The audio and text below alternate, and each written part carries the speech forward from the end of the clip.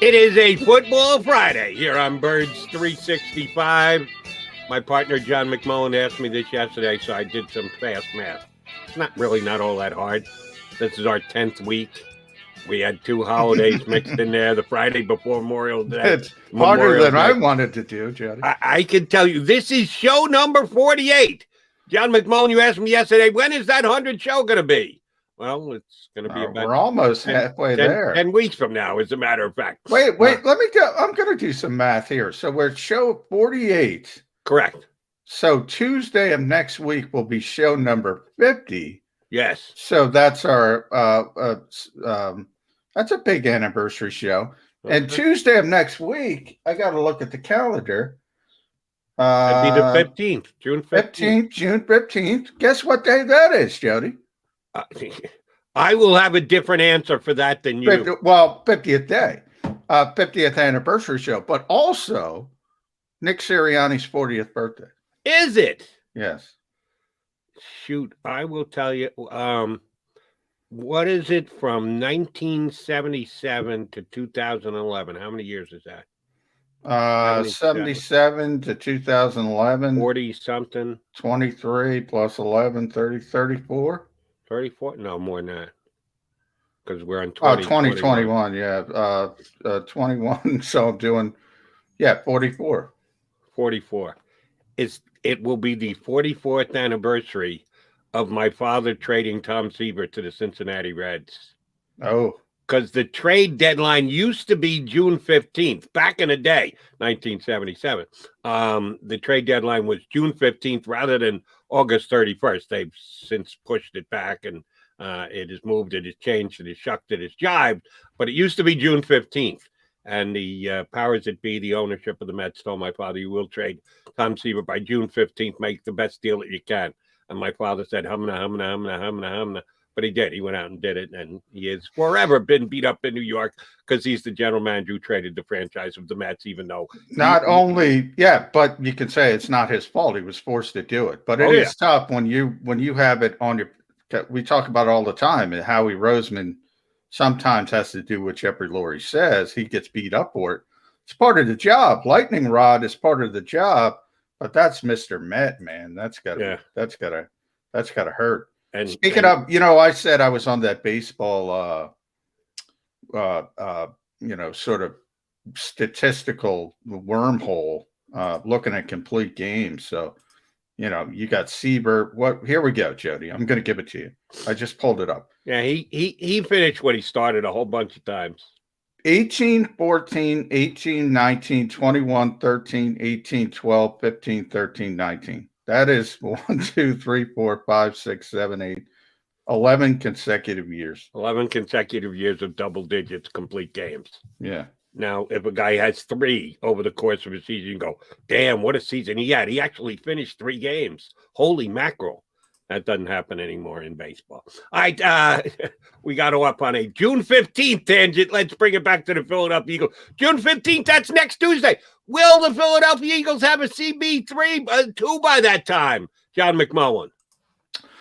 No, probably not. I mean, there's no reason to. The off-season work, the on-field work is already done. You're not even going to be back at the NovaCare complex. There's some meetings going on and all that kind of stuff, but essentially the players aren't going to be on field again. July 27th is the report date for training camp, but even that, Jody, you have that ramp up period. So, and that's going to be longer than it usually is. The union's wrangling for that as well. So, let's say August 1st. That's when you need an arm by August 1st. So, I think the Eagles will have one in place before the start of training camp, but there's no hurry at this point.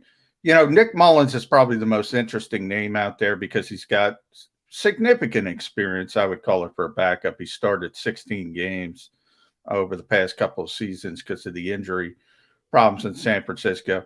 He had some good games. He had some stinkers, no question about it. But when you look at backup quarterbacks in this league, he should be a backup quarterback, but he's coming off elbow surgery. So he's not completely healthy. If the Eagles had signed him, he wouldn't have been ready for off-season work. He's hopeful to be ready for training camp. He's supposed to be ready for training camp. He had successful surgery. By the way, Jody, you've been around longer than me in sports talk radio, certainly. Have you ever heard of an unsuccessful surgery in the history of mankind? Not right away. Sports? No. Oh, I've heard of them, but you have to wait 2 or 3 years, and they probably knew they were unsuccessful within a couple of months. My But point at some is, point, someone will say, "Oh, that surgery didn't go as well as it was supposed to go." But it's got to be years down the line before they actually admit to that. Yes, I should have said, have you ever seen a surgery deemed as unsuccessful right away? Right away. They're all great. No.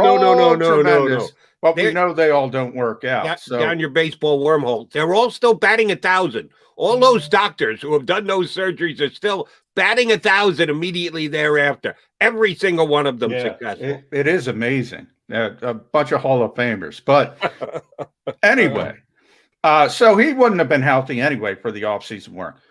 But I bring up his name. Look, he's too good to be a third-string quarterback in this league. The Nick Mullins pre-injury.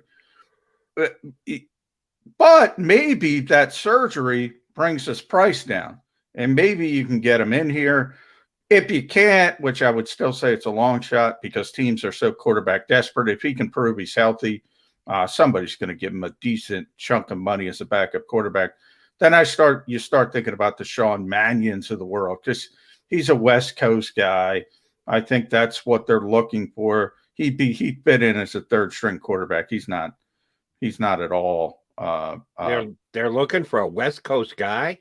That's what I heard. But really? yeah, and KJ Costello's a guy who's a rookie that they did a lot of work on. I know in the pre-draft process, and he was a Stanford kid. They love Stanford kids. Number one. Then he transferred. So how many of those Stanford kids have actually worked out for them? Well, Zach worked out for him until the end. Zach Ertz, he certainly worked out for them. But yeah, JJ Arcega-Whiteside certainly did. And Casey Toohill, he's a 7th-round pick. But my larger point is they just like the makeup of Stanford kids. I don't know anybody who doesn't, by the way. The Eagles aren't alone there. Stanford kids tend to be what you would think Stanford kids are: really smart, really focused, really driven. So all of that, I know they have interest in KJ Costello. But, Jody, we just got off of Jamie Newman, who had a much higher profile, at least from a draft analyst perspective. He didn't show anything. KJ Costello isn't even – he got a couple tryouts, but isn't even on a roster. So, look, third quarterback is third quarterback. You're not going to get an unstoppable Nate Sudfeld type in here unless you bring Nate Sudfeld back. That's the type of quarterback you're going to have, Nate Sudfeld. That's what you're going to have. I'll tell you I'll pass. Excuse me, on Nick Mullins. I know you've kind of. How could you pass on Nick Mullins if he's cheap? Easily. I think he stinks. I think he can't as a play. Third quarterback. Right. He is an established NFL quarterback who can't play. That's my opinion. We've seen enough, or at least I've seen enough. You would think the Eagles and everybody else in the National Football League has seen enough that they have determined that he can't play. Yes, he had some games where he looked like, hey, this guy could actually be a starter in the league. And he also had some games where he was hideously bad. I mean, really bad. Worse than Carson Wentz in 2020 bad. No. And oh, by the way, yes, there is no further upside as far as I'm concerned. There is no improvement in his game. Nick Mullins, to me, is what Nick Mullins is, and what he isn't good enough. So as a third-string quarterback, I'll quote the guy that I lean on most when I need to give a football analogy, and that would be my partner, John McMullen. When you get to your third-string quarterback, you're done. You're over. You're screwed. I could use a word that begins with F that I think everyone knows what I would be getting at. That's the season. It's over and done with. So here's the way I look at third quarterbacks. And that's why I thought Jamie Newman was a smart play. If he's got an issue with his game, with his life, with his attitude, whatever it is, why they cut him as quickly as they did. We still don't know why. Don't know how long it will take for us to find out why.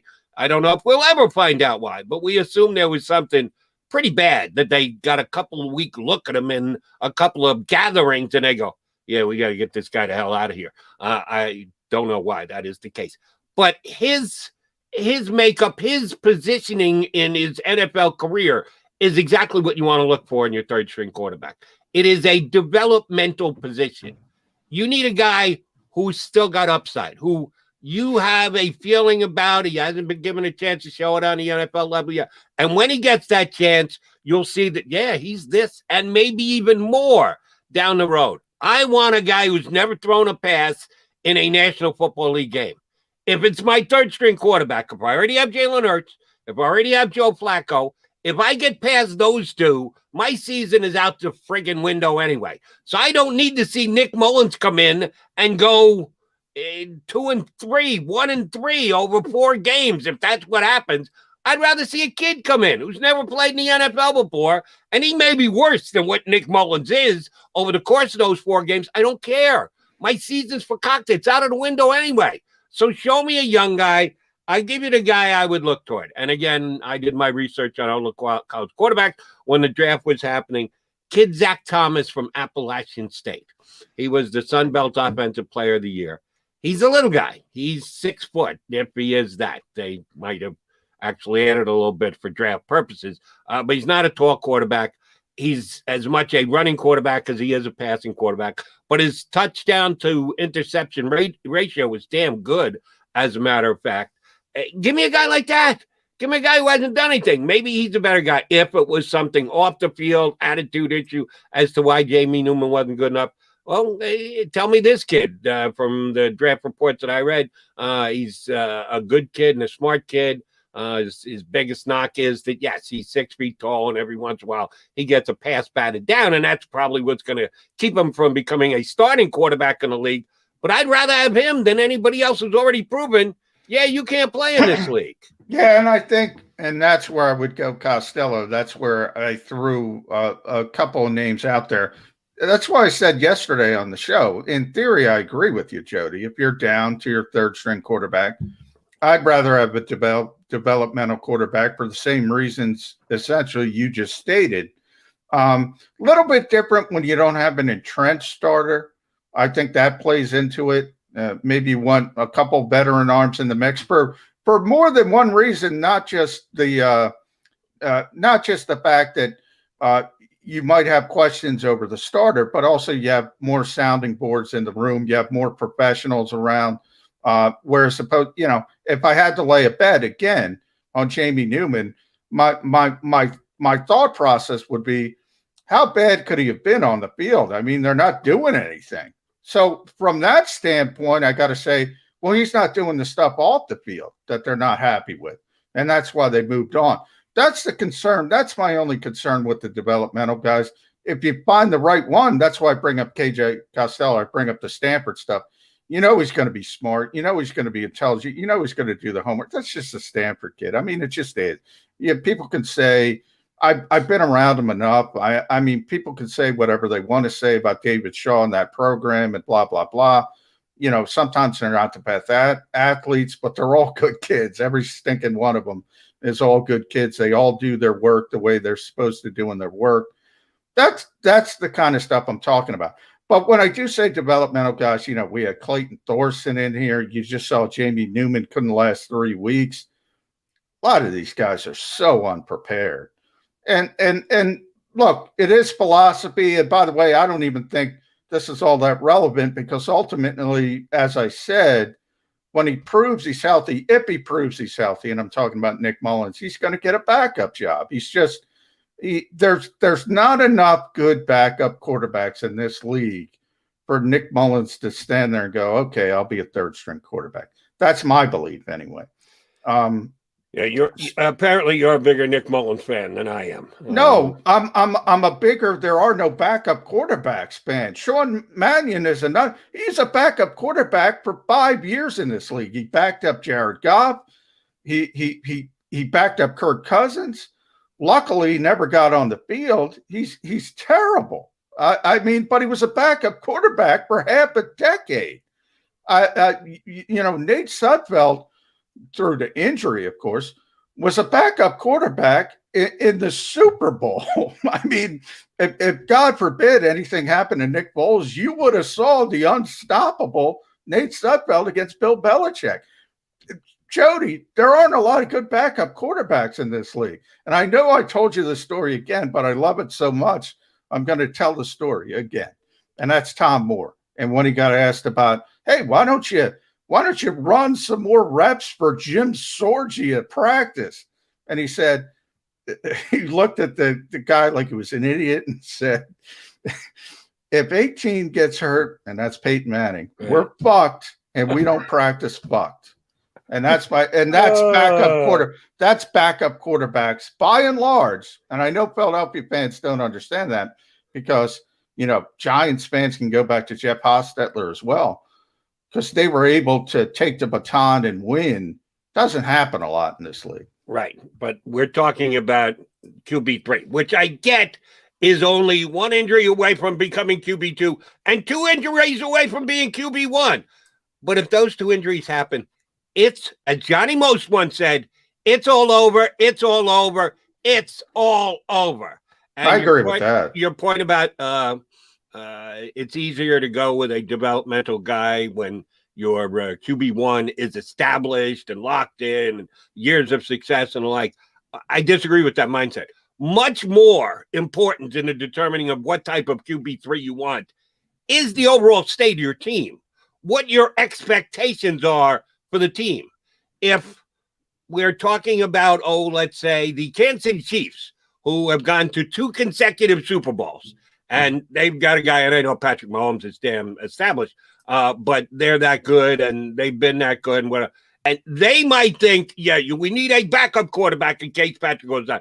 And then we need a backup to the backup who could actually come in and play, because if our second guy goes down, our team is that talented, that good, that we could still go to the Super Bowl. Now, we're going to have to go there differently. Andy Reid, damn good coach. He's going to have to figure out a way to get a game manager in there and not kill themselves and give themselves a shot still to go to a Super Bowl. That type of team needs a QB3 that actually has done something, has accomplished something, and has showed you something.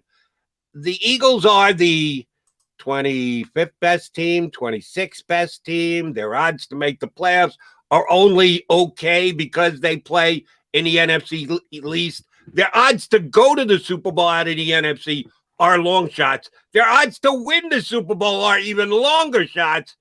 No, it's all about a developmental court. The Eagles aren't going anywhere anyway.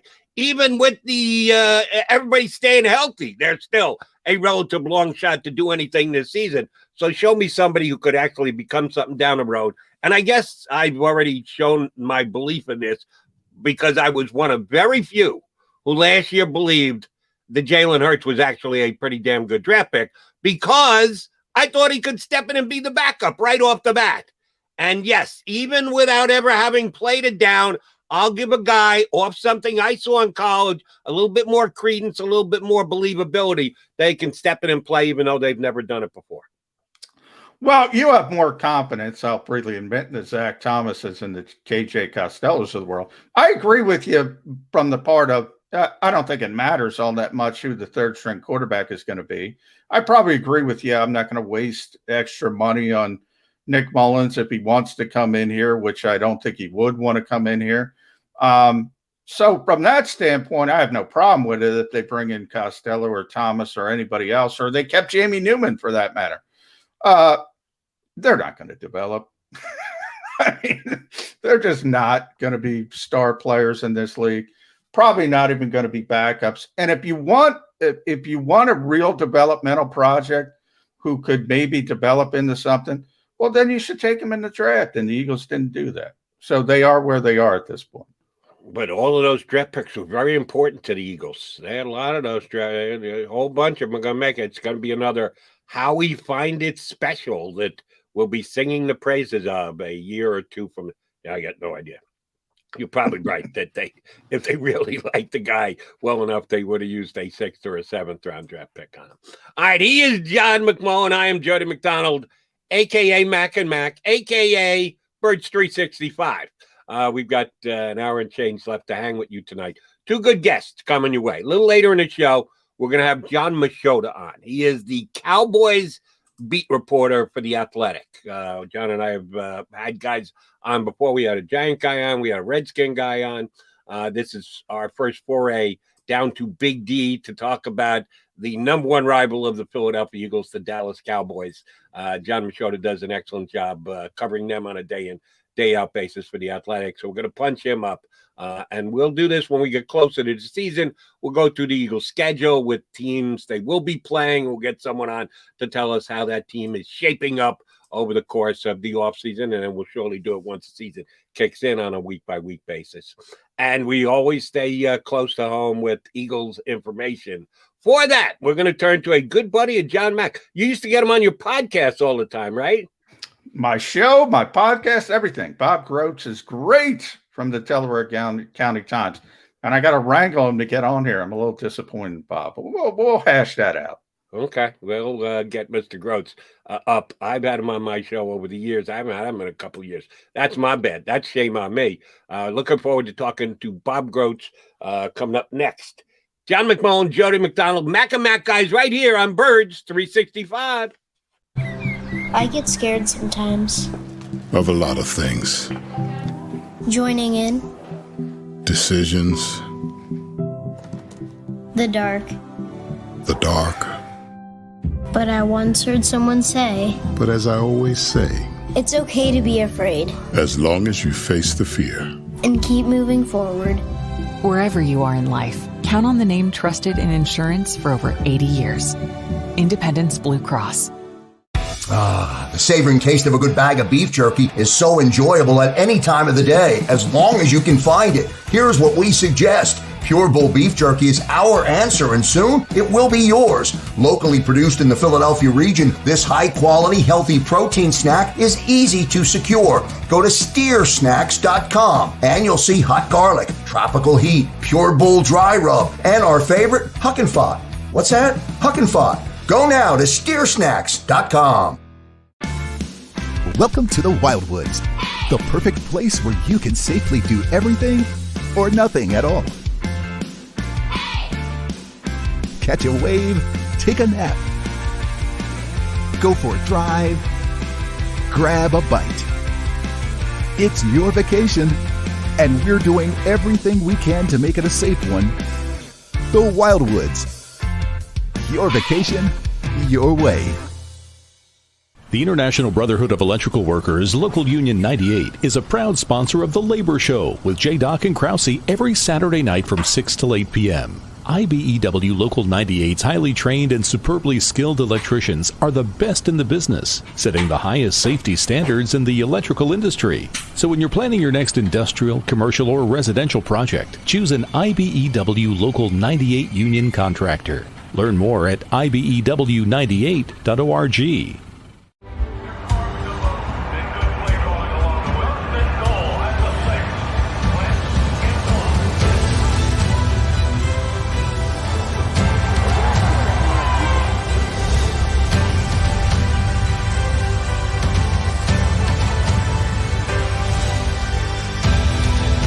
Field of life, First Trust Bank is there for you. Champions on three. 1, 2, 3. Because Philadelphia dreams deserve a Philadelphia bank. This is a key. It's a family tree. It's a pair of wings. It's a secret handshake. And a ticket to anywhere in the world. It's more than a uniform. It's the door to a world most people only dream of. There's Strong, and then there's Army Strong. Try it on at GoArmy.com.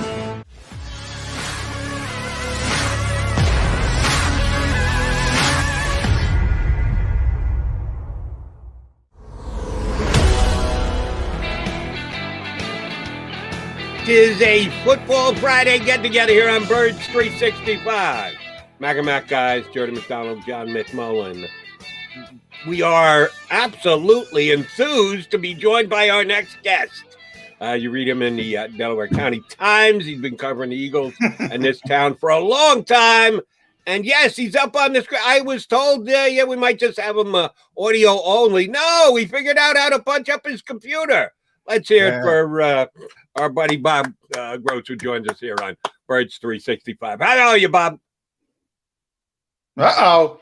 We got no audio, so we're going to have technical difficulties. We got his smiling face up, but we didn't get his audio. So our boy Xander will work with him to try and get his audio up. We thought we were just going to have Bob via audio, but then he got his computer up and running and got the camera turned on.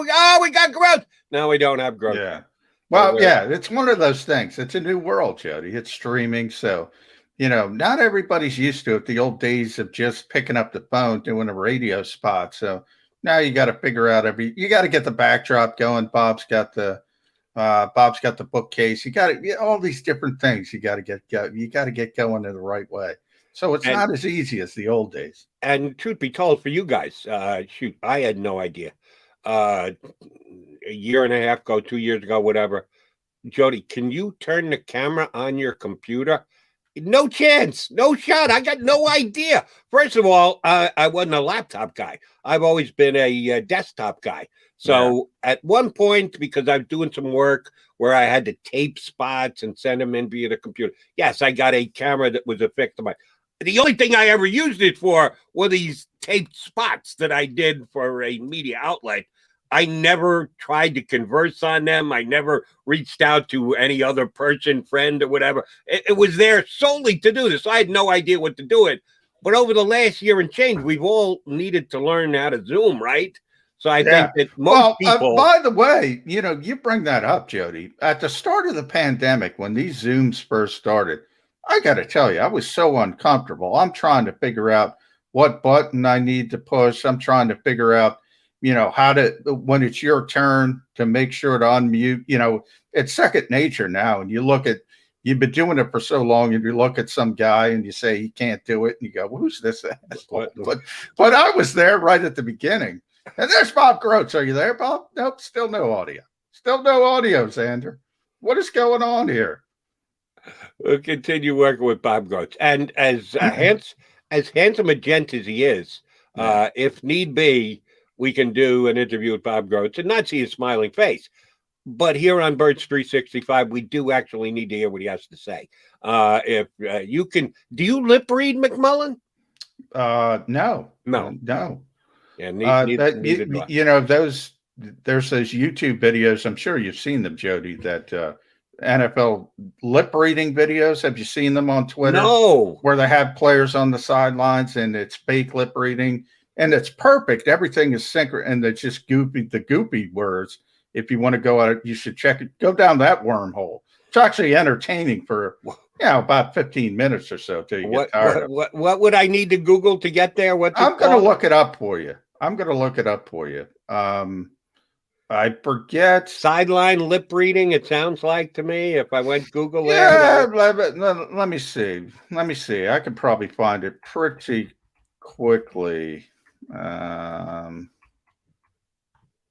Let's see. Bad lip reading. So just do NFL 2021 bad lip reading. Bad lip reading. Okay. Well, I got a project for 10. So there's your and for everybody else, that'll be an entertaining 15 minutes. All right. Now we're going to do something on the fly, Jody. Keep the people interested. I got to give Xander Bob's number, and I got to figure that out. So cover for me is what I'm trying Not a problem. Bad lip reading after the show. That is something I will definitely do. And I will continue to do my research on who should be the QB3 for the Eagles. Johnny Mack leaning a little bit toward a more established quarterback and a guy who's already proven himself. I want a guy I've never seen before. A collegiate last year player who's never played in the NFL. There's a reason why it's called a developmental position. That's what I believe in. That's what I think the Eagles should be looking for. So we disagree a little bit there. One of the things I will get with John and maybe even Bob Grotz, if we get him punched up, is certainly the cornerback number 2 position. Everyone continues to state that person is not on the Philadelphia Eagles yet. We know who the free agents left out there still are. Nelson. His name comes up on a daily basis on this show and everywhere else that we talk about Eagle cornerbacks. But could Howie Roseman be in trade conversations with any other team? They keep referring back to when Ronald Darby was acquired a couple of years ago. I got one team they should be talking to for a couple of reasons. Number one, the familiarity between the Eagles coaching staff now and that team's coaching staff. And number two, just pure numbers. The Minnesota Vikings have a lot of cornerbacks in their camp on their roster right now. As we try and figure out what kind of system the Eagles are going to run on defense this year, we continue to come back to, well, the relationship between the Eagles defense coordinator and the Vikings head coach is going to probably be able to tell you ahead of time what type of defense they're going to run. I made up the word Zimmerish here on the show, that the Eagles defense is going to be quite Zimmerish in this upcoming year. Do you think the Eagles are talking, should be talking to the Minnesota Vikings, because they signed a couple of free agent cornerbacks during this offseason, and they already had a couple of good cornerbacks to begin with, so they seem like a team with cornerback depth. Well, they had a bad season last year, and I think we got Bob Grotz on the line. Bob, are you there? Yeah. We got him. We got him. So we'll talk about that. We'll put that in the holster, Jody, because that the was internet. Important. It's the internet out here. I'm in Westchester. It's a little bit slow. Yeah. They are Westchester. You go out to Westchester, you're on the border. You're in the boonies. What the hell? Oh yeah. Hey, I want to say it's an honor to be on this show, and thanks for the opportunity, guys. This is a phenomenal show. I knew it was coming. A great show. I know it was coming. Now, I hate to do it. I don't want to be the jerk of the show, but I'm well suited for it. He's lying to his teeth. If he can't get the internet out where he's living in the boonies of Westchester, he sure as hell is not watching Birds 365. Yeah. Well, what Bob was doing there, Bob was doing Nick Sirianni, Jody. He was he was blowing smoke up. That's a phenomenal question, Jody. That's a good question. That's a great question. I'm not going to answer it right now, though. Yeah. Depending on what type of softball. If you give him the biggest softball possible, you get phenomenal. You give him just an average softball, you get great.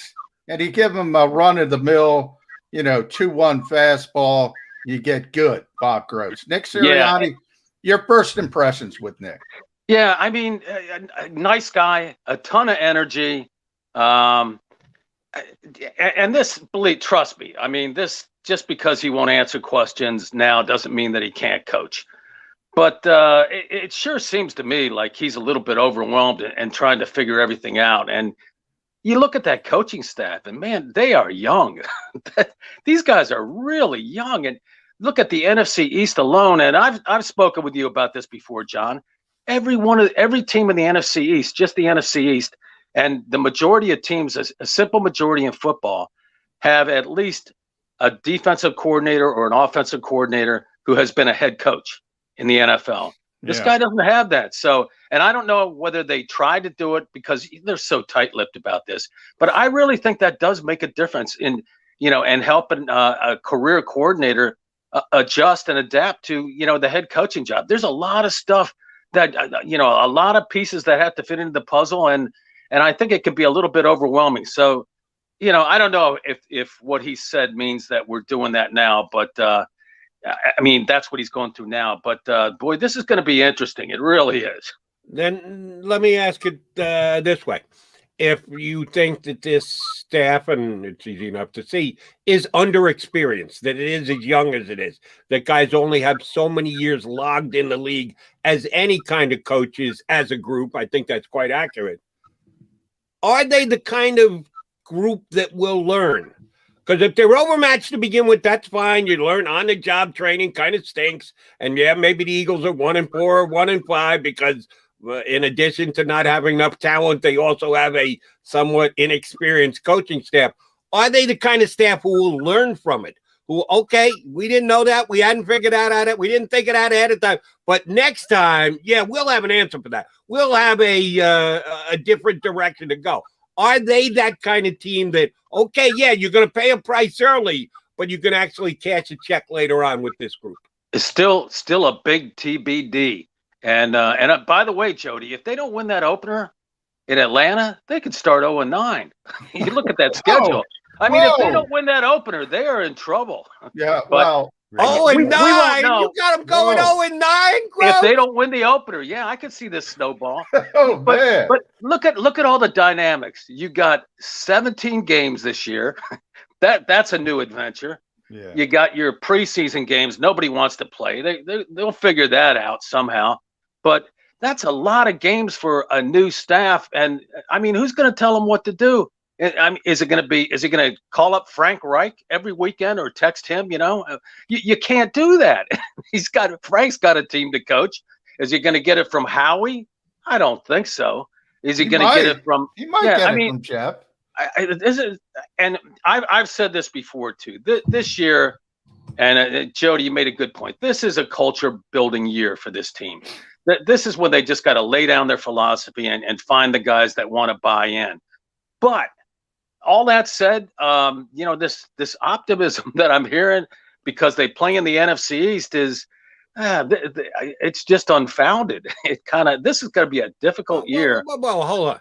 Weren't they still in the mix in week 15 last week? As putrid as they were, as putrid as they finished, with 2 weeks to play, they were actually still in the divisional like my race. boss. So you can make that argument again this year. It's the same thing. The division stinks on ice. You're like my boss. He called the NFC East a competitive division. Give me a break. It was. It was. For God's sakes, yeah. Competitively awful, but competitive. All right, and Bob, you don't. Yeah, Bob, okay. if you're going 0-9 to start, if they don't win that opener, yeah, it's going to be tough. I'm going to sit here and guarantee that Jalen Hurts is one and done as the starting quarterback. If they're evaluating Jalen Hurts, is there any way they can be fair about it with this season? If you're talking about a team with so many issues, a young coaching staff, maybe not the best talent in the world, how can you fairly evaluate the quarterback? Is that even possible? Yeah, no, yeah, you got a lot of issues too. Still, I mean, Jeff Stoutland is satisfied. He's comfortable that these veteran offensive linemen are going to be okay.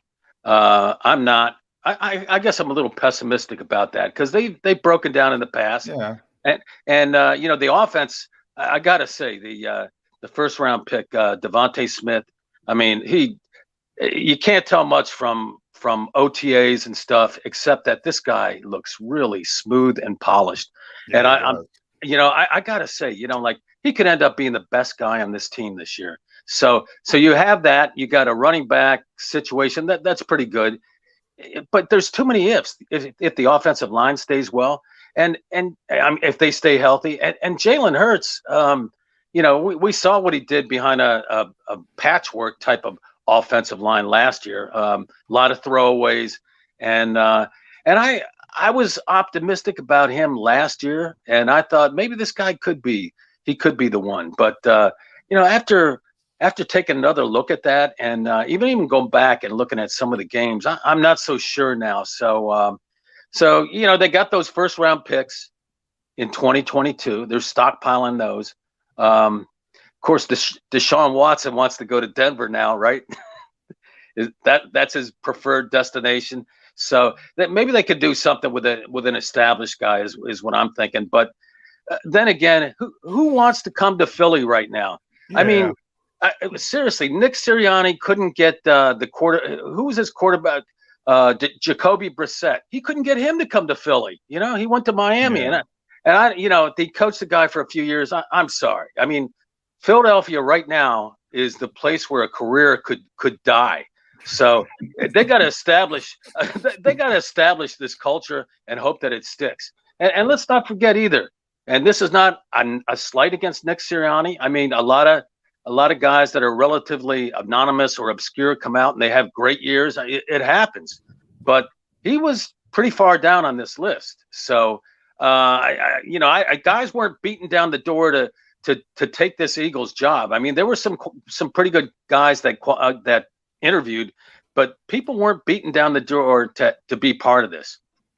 No, well, that part's changed because, Bob, I mean, look, if Nick Sirianni, you're talking about 0-9, so let's flip it. and I've said this before, the Kansas City Chiefs come in like week 4. That's I think somewhere in October, maybe week. Oh, that could be the win. Yeah. No, I'm just saying though.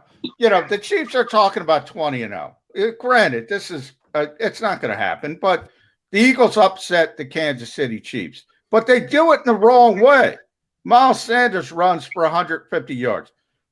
Jalen Hurts runs for another 100 yards. Is Jeffrey Lurie going into Nick Sirianni's office after the game and saying, "Why didn't you throw the ball?" I mean, that's what he did to Doug. Yeah, I think that happens every week, and I think it happens with a lot of teams. Management gets in there; they want to see the game plan, and maybe approve is the wrong word, but they want to see the game plan before the game. I know that happened in Cleveland, and there was a big controversy about that, and it ended up with the Browns totally denying it.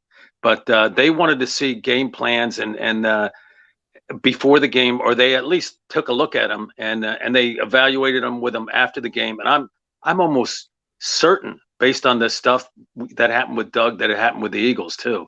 So, and I would hate to be the football guy going in there telling them why I went for it on 4th down, and or why I ran this play or that play on 4th down. I think that happens a lot in the NFL. I don't think it happens in New England with Belichick, but I think it happens with less established guys.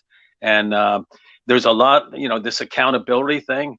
The front offices are heavily involved, I think, now with the coaching end of it in terms of looking at these plays and knowing that they have other eyes watching them, at all times.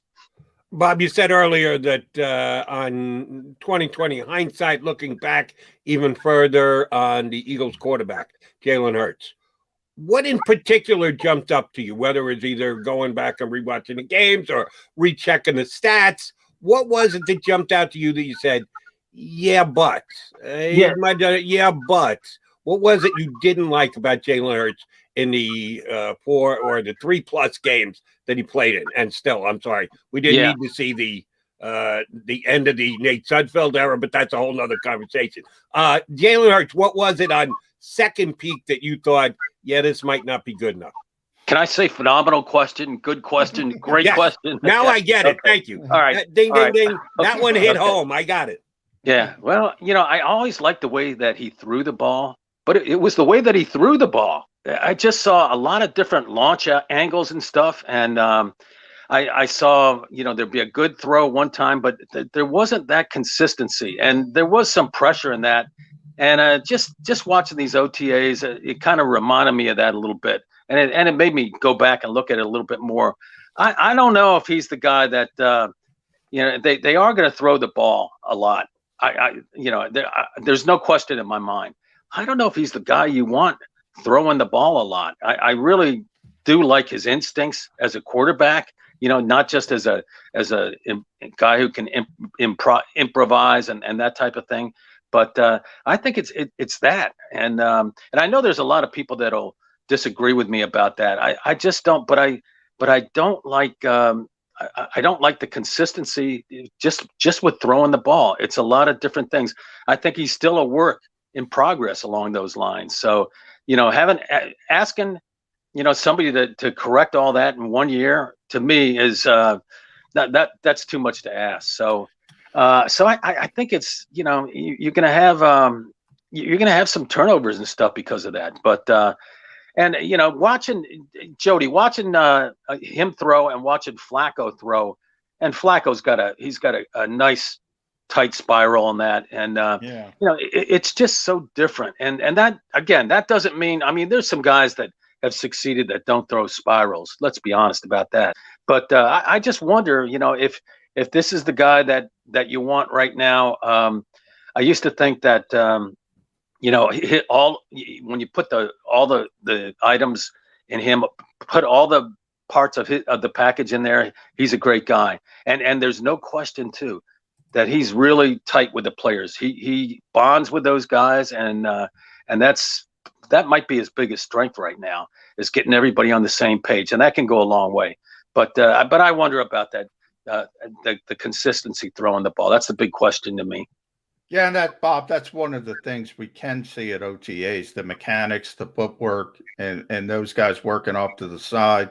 You can see the consistency with Joe Flacco. You can't see the consistency from rep to rep with Jalen Hurts. I think that's a fair criticism. But we go back to John DiFilippo. You go back way longer, but John was so good at drilling mechanics into Carson Wentz, and then when he was gone, all of a sudden those mechanics start to slip and the play starts to slip. And people look across the league and they say, Patrick Mahomes, he doesn't do it mechanically sound. He's a superstar, but not everybody has Patrick Mahomes' talent to overcome that lack of mechanics. Is that the bigger concern with Jalen Hurts, just the fundamentals? That's a big part of it. And Mahomes, even when he's off balance, he still throws it off balance the same way just about every time. I mean, it's that's not to compare him to Jalen Hurts, but I wonder about that whole thing. And if they get off to a rough start, the worst thing they could do, I think, would be to put the veteran in there, because you need to find, unless they determine during that really rough start that this is not going to be the guy. That would be tough.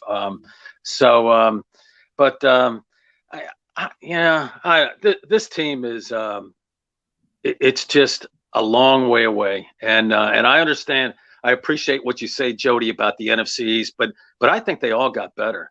And Jody, that trade the Eagles made with the Cowboys to get Devontae Smith to move ahead of the Giants, that tells me that the Cowboys see the Giants as a bigger threat than the Eagles. It's like we're not worried at all about the Eagles. We'll let them have their guy, and we'll get a pick for it too. But they kind of blocked the Giants on that one, and I think the Giants are going to be good too.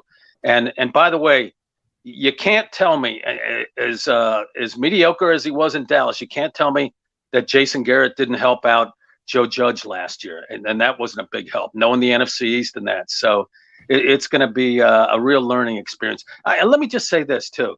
One thing about a younger staff, and I've criticized the Eagles in the past, the Doug Peterson era, they have not developed young guys. And some of these guys have flourished with other teams. So maybe this younger coaching staff can do that. If they do that, if they can establish a culture and develop some guys in this year, it'll be a success.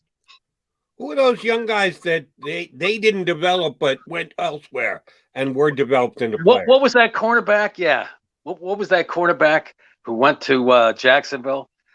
Sidney Jones. Yeah. And he got even you look at a Nelson Aguilar or something. He had a good year, that Super Bowl year. Very good year. Yeah, he had a very good year with the Raiders. Right. And he was. You look at the Super Bowl too, John. I rewatched that a few times. Yeah, he was good in that game. I mean, he really helped them. That was his best game, the Super Bowl. But there's guys like that. There's situations like that. There've been some other players, some defensive guys. Well, the linebackers. There's a guy with Baltimore who ended up being a starter. Yeah, being really good. So Rasul Douglas played a little bit in Carolina. You just don't. Than here. And some of this is situational, sure. But Doug Peterson, to me, and that coaching staff, and he didn't always have control over who was going to be in that room from year to year. But that coaching staff relied more on veterans, and it didn't take as much time to develop the younger guys. And last year was a little bit of an anomaly. But it happened before last year when COVID was here. It was happening before that when they couldn't actually work with the guys the way they did before. Then let me get you on the record for this one, since you're pointing out guys didn't get it done here for whatever reason, but went somewhere else and kicked their game up a couple notches. What kind of year is Carson Wentz going to have in Indianapolis? Oh, I don't think he's Jody. Personally, I think he's going to get hurt. They got a good offensive line in that, but put me in that body of people who think that he hasn't been the same guy since that knee injury. That doesn't mean he's been bad, but he does not move like that guy. Since he had the knee injury, he does not move like that same guy. And last year, there were a lot of different factors, injuries with the offensive line, and the receiving core was fairly new, and that didn't help. But for him to come in there and to suddenly gel, I don't know. I think all of that said, the Colts are a really good team, and that coach Frank Reich, if anybody can do it, it would be him. So if your question is, do the Eagles get the first round pick? Yes, they probably will, because they're going to get that conditional first round pick. Yeah, they probably will. Although I still think that I don't want to jinx the guy, but if you're worried he's going to get hurt, that's going to be the reason the Eagles won't get the first round pick. Yeah, but you can't predict that per se. Yeah, you can't go in predicting that per se. If he stays healthy, the Eagles get the first round pick. Defensive side of the ball, Bob. What the heck are we going to see? What are we going to see from JG? JG, my buddy. What are we going to see from him? Yeah, you are going to have Fletcher Cox with his hands on his hips, looking at the secondary. After it gives up, a big play after big play. It doesn't matter. You could have the best pass rush ever, and I don't think it's going to have to help the secondary. There's a lot of holes back there, and I don't see how a new system, a lot of holes. I don't see how you can patch that up.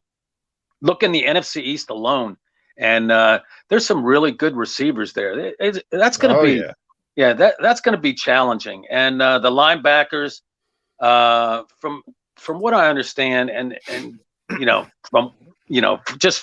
and it's not from Nick Sirianni or his staff, they're going to be doing that A-gap blitz stuff, right, John? Yeah. That Minnesota did. I mean, good luck learning that this year. That is a really complicated scheme. It's complicated to do it the right way. I mean, it's difficult to do it the right way. So I think defensively, they're going to have some issues. And you got some age on that defensive line too. Brandon Graham and Fletcher Cox are not young guys. Kerrigan, good rotation guy. They got a bunch of rotation guys for the most part. So, and they did draft a young defensive tackle who's huge. This guy from SC. This guy is absolutely huge. So that should help. But I don't see them really addressing or being able to stop too much on the back end right now. But Bob, the good news is Zach Ertz is still here. We're waiting every day. Today's the day that Zach Ertz becomes the next Eagle. Wrong. Yeah. Another day that Zach Ertz is still here. Come on, he's going to have a big year. Catch 80 balls for the Eagles. Yeah, well, they're going to need to score some points for sure. But I just, the more I look at this thing with Zach Ertz, at first I thought, trade him, get something for him. You're not going to get much for him at this point. And he's done a lot. He's done a lot for this Eagles team. Just give the guy his release. It's after June 1st. What are you going to do with a third day pick, even if it's conditional? I mean, let the guy go. They let Malcolm Jenkins go. They've let other guys go that have said they're not going to play, if their contract's not redone and that type of thing. And that's not exactly what Ertz said. He was unhappy with the offer. So let the guy go. Move on. Why let this fester? You're not making an example of anything. Get this culture going. Get it running and stuff. Just let the man go and move on. How does that resonate in the locker room, Bob? If they don't, they're playing this game of chicken with Zach Ertz. They aren't. I mean, let's be honest. This guy's an all-time franchise great. The other players look at that and say, why are they doing this to Zach? Why aren't they giving him his freedom like they gave Malcolm Jenkins? Why are they singling out this guy of all guys? Does that resonate at all? I don't think that does, because the veterans that are there, they know he's going to be gone. They're not going to let Zach Ertz back in that locker room. He's going to, one way or the other, he's not going to be there for training camp. So I don't think it does. I think it's kind of, a little bit of the Deshaun Jackson, Alshon Jeffrey type of thing. They know that the writing is on the wall, and he won't be there for training camp. But why prolong this? And if they're waiting for an injury, to to another team. I mean, you get lucky once in a while, like they did with Sam Bradford. With Minnesota when they traded. Yeah. That doesn't happen too often. So where a liability turns into an asset. I got to ask you about this, Bob, because John and I were discussing it before we punched you up, and I know we're probably making a mountain out of a molehill or a molehill out of a mountain. The quarterback 3 position for the Eagles. They cut Jamie Newman this week. They now only have 2 quarterbacks on their roster. I guarantee you they're the only team in the NFL that today, as we sit here, has only 2 quarterbacks on their roster. So they're going to add somebody else. Or are they?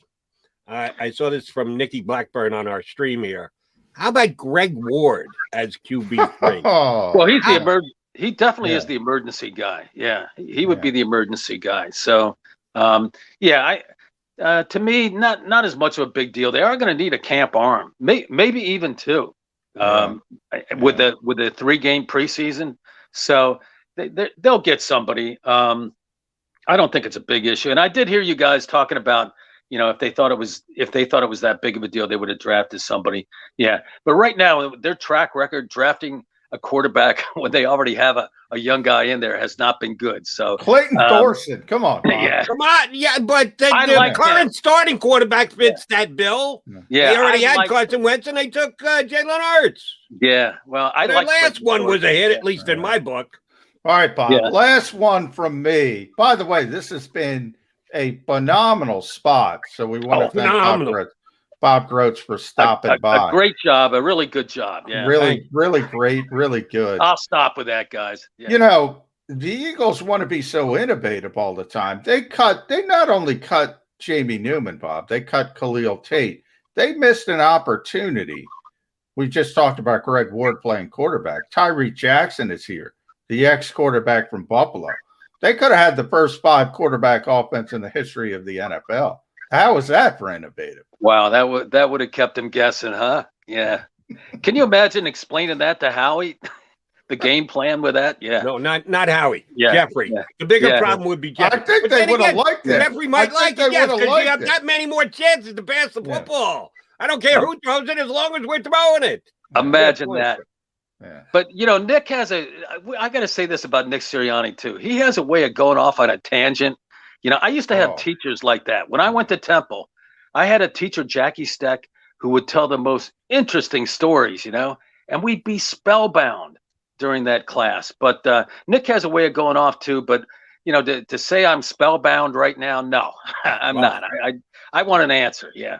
We promise not to tell anybody that you said the Eagles could go 0-9. If they don't win that opener. Who missed that? 0-9, Bob Grotz said is a positive. I said, if they don't win that opener in Atlanta, it's going to be tough. And I thought I was pessimistic. I'm going to guarantee right here the Eagles don't go 0-9. I'm going to guarantee it. I'm going to guarantee it. The power of positivity, Johnny Mike. All right, Bob, great having you on. Now that we know you got the computer all hooked up, we'll try not to do it on a cloudy or a rainy day because we know you're out there in the boonies of Westchester.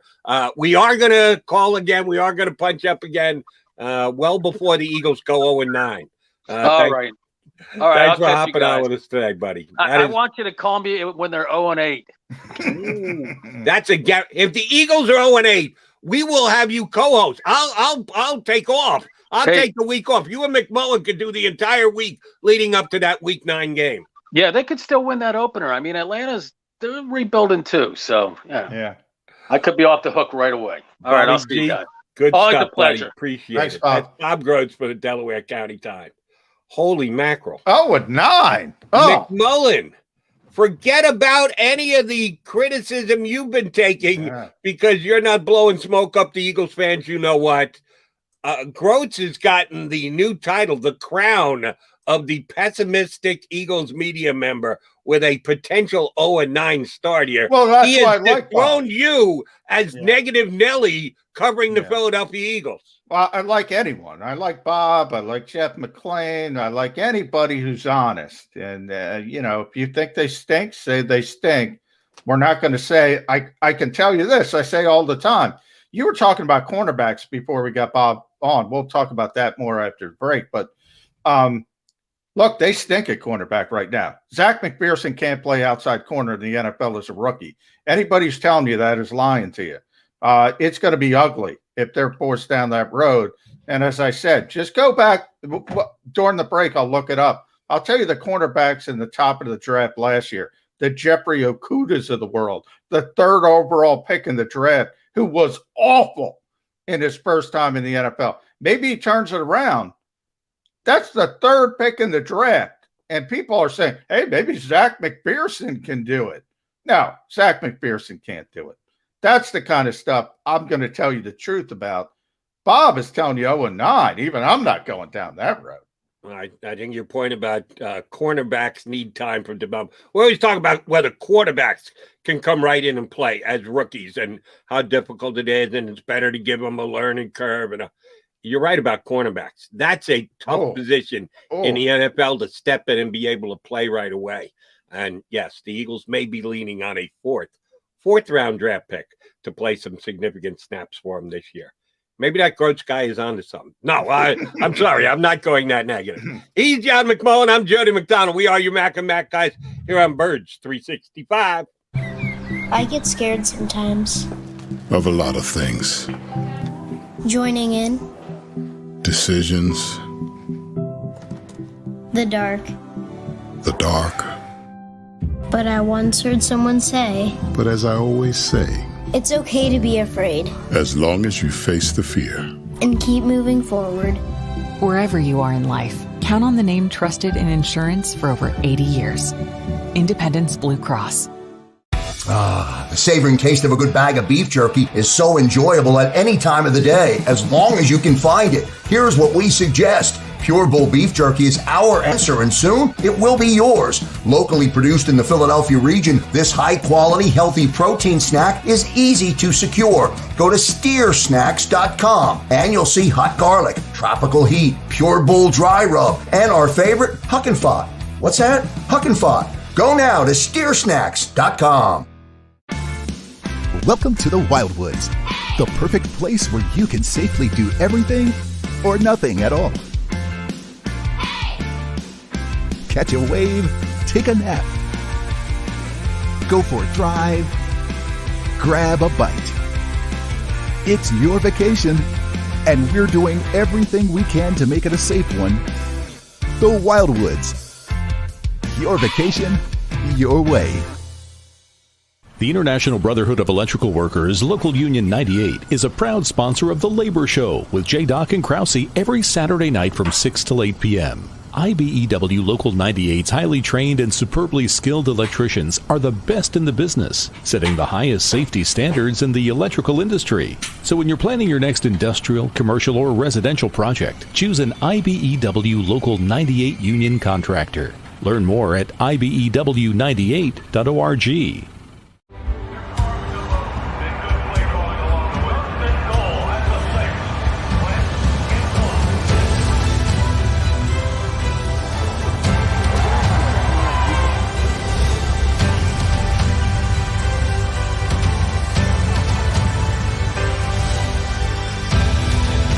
Field of life, First Trust Bank is there for you. Champions on three. 1, 2, 3. Because Philadelphia dreams deserve a Philadelphia bank. This is a key. It's a family tree. It's a pair of wings. It's a secret handshake. And a ticket to anywhere in the world. It's more than a uniform. It's the door to a world most people only dream of. There's Strong, and then there's Army Strong. Try it on at GoArmy.com.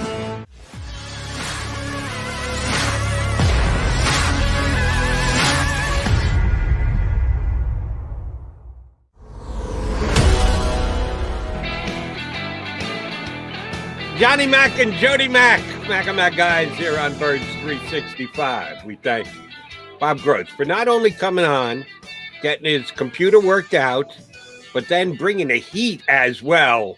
Yes, we will have Mr. Grotz on again. Just a quick aside, then we got a bunch of stuff we got to get into before. John Machota from The Athletic, Cowboys beat guy. We're going behind enemy lines, talking some star in the helmet action today. Last couple of responses we've gotten in our stream. If you're watching us on the JAKIB Media YouTube channel, you know for a fact that you have the ability to comment on the show right there on the screen as you're watching us. It's got the commentary section, so you can get comments into us. We got a busy show, so we can't sit here and just read them all day long, but sometimes I just need to know what our viewers, Eagle fans out there, are thinking. From Stu Vision, these guys are clueless. From Rob Gamble, Bob is killing my hopes and dreams. From Duck Win, 0-9, go pound sand. I'm not predicting a huge season, but 0-9, F off. All right, we're winning friends and influencing people here, McMullen. You know it, man.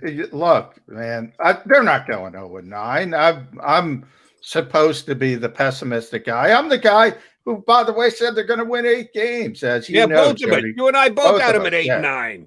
So I think they're going to be better than people think.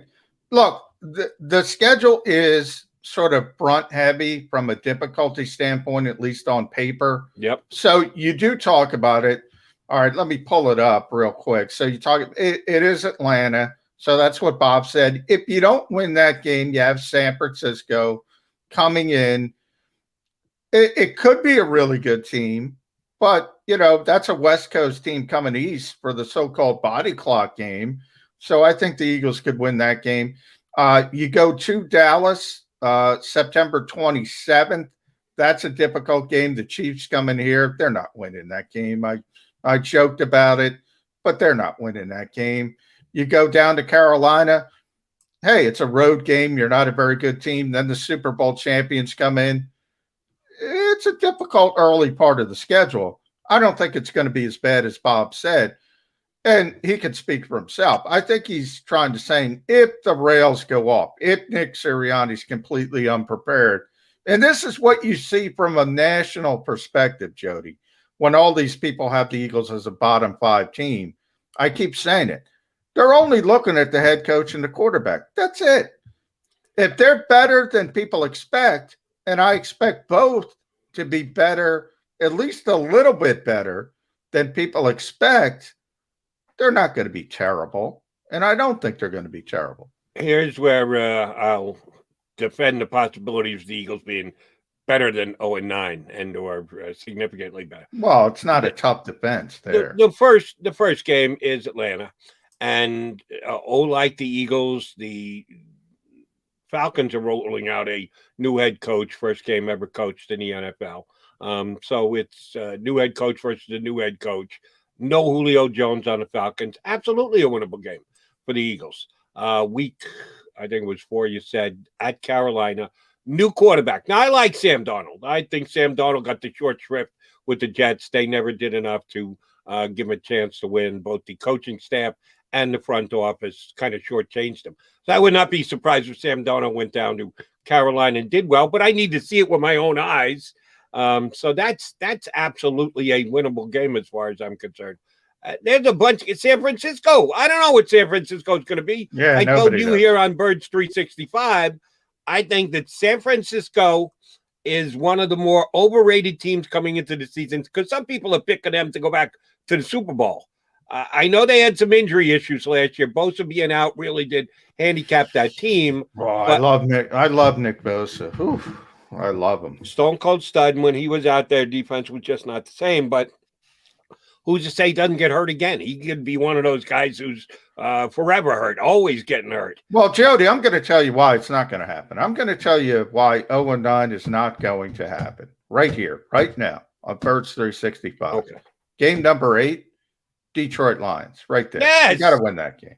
I was going to get down to them. They are one of the truly few teams that right now you look at the roster, put coaching experience and everything else aside. You just look at the talent of the guys on the football team, and I'm telling you the Eagles are better. And, oh, by the way, although he's colorful, I have more faith in Nick Sirianni becoming a very good NFL coach than Coach Campbell up there in Detroit. He's a great quote. He's a colorful character. I don't know if he can coach a little bit. I'm I already. think they're both. I think it's interesting because they're both kind of the same, different personalities, but both kind of the same. They're different. They say weird things. They're kind of goofy. So I kind of put those two guys in the same boat. But I think people look at Dan Campbell and say, well, he's more of a football guy. They look at Nick Sirianni as being more of a new age guy. But they're both kind of outside the box. So I kind of put them both in the same category. Okay, then that means I like the new age guy. All right, we've got John Machota joining us in about 10 minutes from now. I did want to bring this up. First segment wasn't going to happen, but let me do so here. Big story in football breaking in the last 24 hours. Doesn't have an immediate impact on the Eagles, but it will have an impact on all 32 NFL teams over some period of time. College football.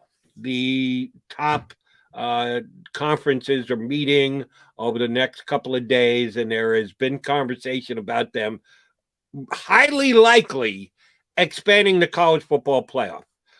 Forever, there was no college football playoffs, and the polls decided the NFL champion.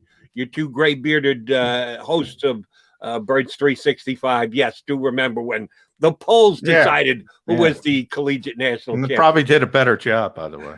But then they came up with the championship game. It was just two teams. The polls again decided who the two best teams were, but at least they decided it on the field rather than pick one over the other with a swipe of your pen, which was a good step in the right direction. Then they expanded the college football playoffs from 2 teams to 4 teams, and that made sense too because you're giving more teams a chance at that championship. Now they're thinking about expanding it to 12 teams. Now, Johnny Mac, I told you I've been doing this sports talk thing, and this is a new venue here on YouTube, but I've been doing it on the radio for 30 plus years. Since the 80s, when I started in the late 80s, I've been saying the college football playoff should be 8 teams. And it's a really simple reason why. If you're the 9th team in the country, you got no right bitching. You can't say, oh, yeah, but. No. You're friggin', you're 9th.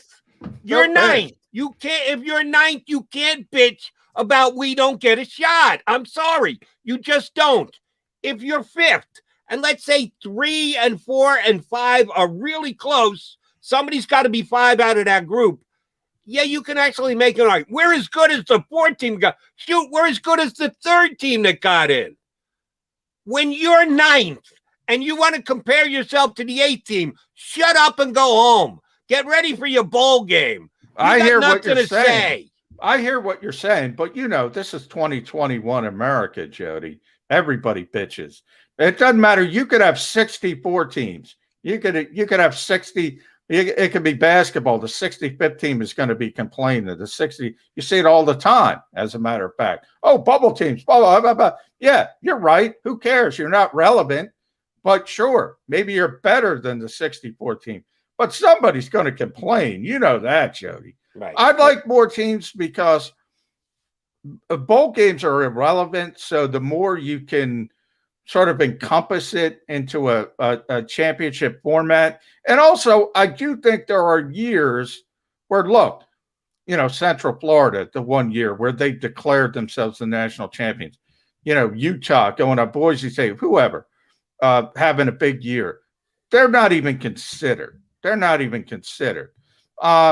I think that's wrong. Maybe on a particular year, Alabama will probably go beat them by 40. But guess what? They beat Notre Dame like a drum. They beat Ohio State like a drum. So I don't want to hear that. I'd rather see somebody get an opportunity. And maybe on a special year, you have that special story. So I think they should be included, to be honest. Here's where I'll compare, and you already did it, 60. And, oh, by the way, 65 is now in. It's not the field of 64. Yeah. It's 69. It was on the outside looking in. But your point was dead on. Your numbers were just off. Here's what I'll say about the 12-team playoff, if that's what it happens.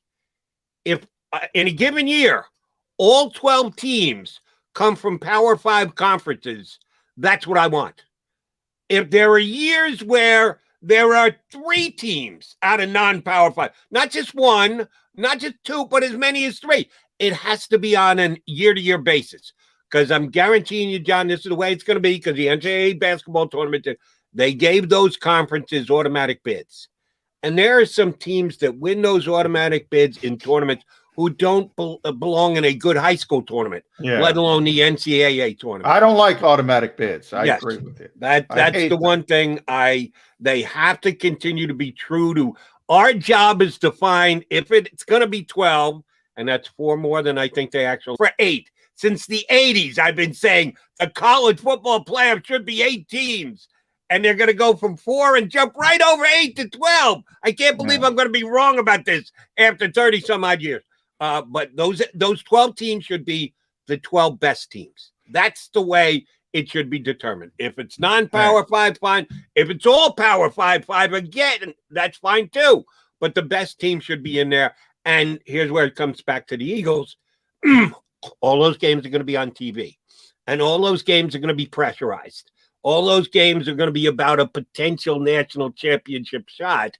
So as you're judging those players who are draft eligible and could potentially put on the Eagle green someday, you get a chance as an amateur general manager sitting at home to break down film, to put it on the DVR so you can watch it afterwards. Did you see that cornerback from Georgia? He was outstanding. That's 3rd round pick written all over. He's got Eagle. Yeah, it gives you a chance to see a little bit more of potential draft players in a big-time spot. So that's why I like the fact. Yeah, and then they'll show up at the combine and have a bad spider grab, and they'll be out the door, Jody. That's how it works in this. First time we've ever used the term spider grab here on. There you go. Birds 365. Won't be the last one. You got that right. All right, John McMullen, Jordan McDonald. Timeout coming, and then John Machota does an outstanding job covering the Cowboys for The Athletic, is zooming in with us. We'll talk some Dallas Cowboys next here on Birds 365. I get scared sometimes. Of a lot of things. Joining in. Decisions. The dark. The dark. But I once heard someone say, But as I always say, it's okay to be afraid. As long as you face the fear. And keep moving forward. Wherever you are in life, count on the name trusted in insurance for over 80 years. Independence Blue Cross. The savoring taste of a good bag of beef jerky is so enjoyable at any time of the day, as long as you can find it. Here's what we suggest. Pure Bull Beef Jerky is our answer, and soon it will be yours. Locally produced in the Philadelphia region, this high-quality, healthy protein snack is easy to secure. Go to steersnacks.com, and you'll see hot garlic, tropical heat, Pure Bull dry rub, and our favorite, Huck and Fod. What's that? Huck and Fod. Go now to steersnacks.com. Welcome to the Wildwoods, the perfect place where you can safely do everything or nothing at all. Catch a wave, take a nap, go for a drive, grab a bite. It's your vacation, and we're doing everything we can to make it a safe one. The Wildwoods. Your vacation, your way. The International Brotherhood of Electrical Workers, Local Union 98, is a proud sponsor of The Labor Show with J. and Krause every Saturday night from 6 till 8 p.m. IBEW Local 98's highly trained and superbly skilled electricians are the best in the business, setting the highest safety standards in the electrical industry. So when you're planning your next industrial, commercial, or residential project, choose an IBEW Local 98 union contractor. Learn more at IBEW98.org.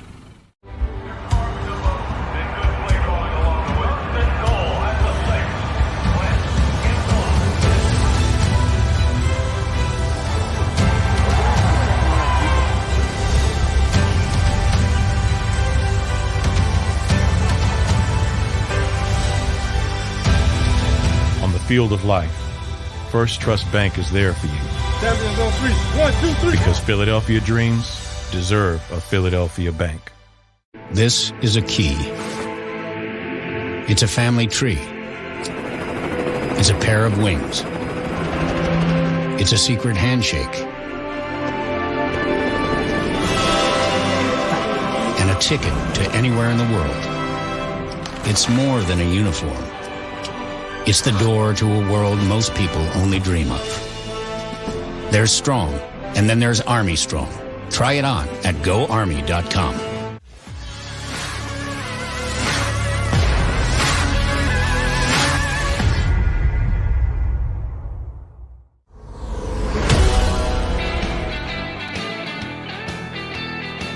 Mac guys here with John Birds 365. We are joined by John Machota, who covers the Cowboys on a day-in, day-out basis for The Athletic. We like to go behind enemy lines, know who the Eagles are going to be facing as the season plays itself out. John, Jody McDonald and John McMullen here. Thanks for getting up and doing this with us. No problem, guys. Thanks for having me on. Hey, John, thrilled to have you. Obviously, the Dallas Cowboys, always a high-profile team. Nobody needs to start there. America's team. And I think everyone looks at Dak Prescott coming back and being healthy and looks at all the talent on the offensive side of the ball. The offensive line as well coming back healthy. Zach Martin, Tyron Smith. When you look at this team, it starts with defense, doesn't it? It starts with Dan Quinn. It starts with moving on from Mike Nolan. Are they good enough on that side of the ball? Yeah, it's tough to even say right now. I never thought that they would be quite as bad as they were last year. And I understand that they were bringing in a new coaching staff, and those were certainly not ideal times during the pandemic, doing most of your stuff. Most of the implementation of your new stuff over basically like calls like this and not being able to be in person. And you've heard a lot of players talk this mini camp and OTAs about how different it's been. And so there is a lot of excitement behind Dan Quinn, not just from the fan base, but from the players too. You hear it quite a bit that they seem really excited about what he's trying to do. So yeah, that's the hope for them, but that's what it comes down to for the Cowboys is how good can this defense be? It's certainly not, I don't care how great Dan Quinn is. It's not going to be some top 10 defense, but can they get to at least respectability, middle of the pack, not be an embarrassment in some games like they were last year? I mean, that was arguably the worst defense in Cowboys franchise history if you break down some of the numbers on it. So can they be at least middle of the pack to team up with what should be a loaded offense? If they can, then they should absolutely have every opportunity to win the division. If it's the same defense or something similar to last year, then I can see them being a huge disappointment again. Let's stay on the defensive side of the ball and go back to draft night. The Cowboys basically in the same position the Eagles were in. We thought the Eagles were looking at drafting a cornerback when their pick came up. The Cowboys were looking at drafting a cornerback when their pick came up. And damn if the two top cornerbacks didn't come off the board before either one of them could pick. So the two teams ended up engineering a deal with the Eagles trading up and the Cowboys trading back. Cowboys never would have traded back if one of those two cornerbacks was still on the board. Am I correct? Oh, yeah, absolutely no chance. They like both of those guys. I believe if both of them were there, they would have went with J.C. Horn.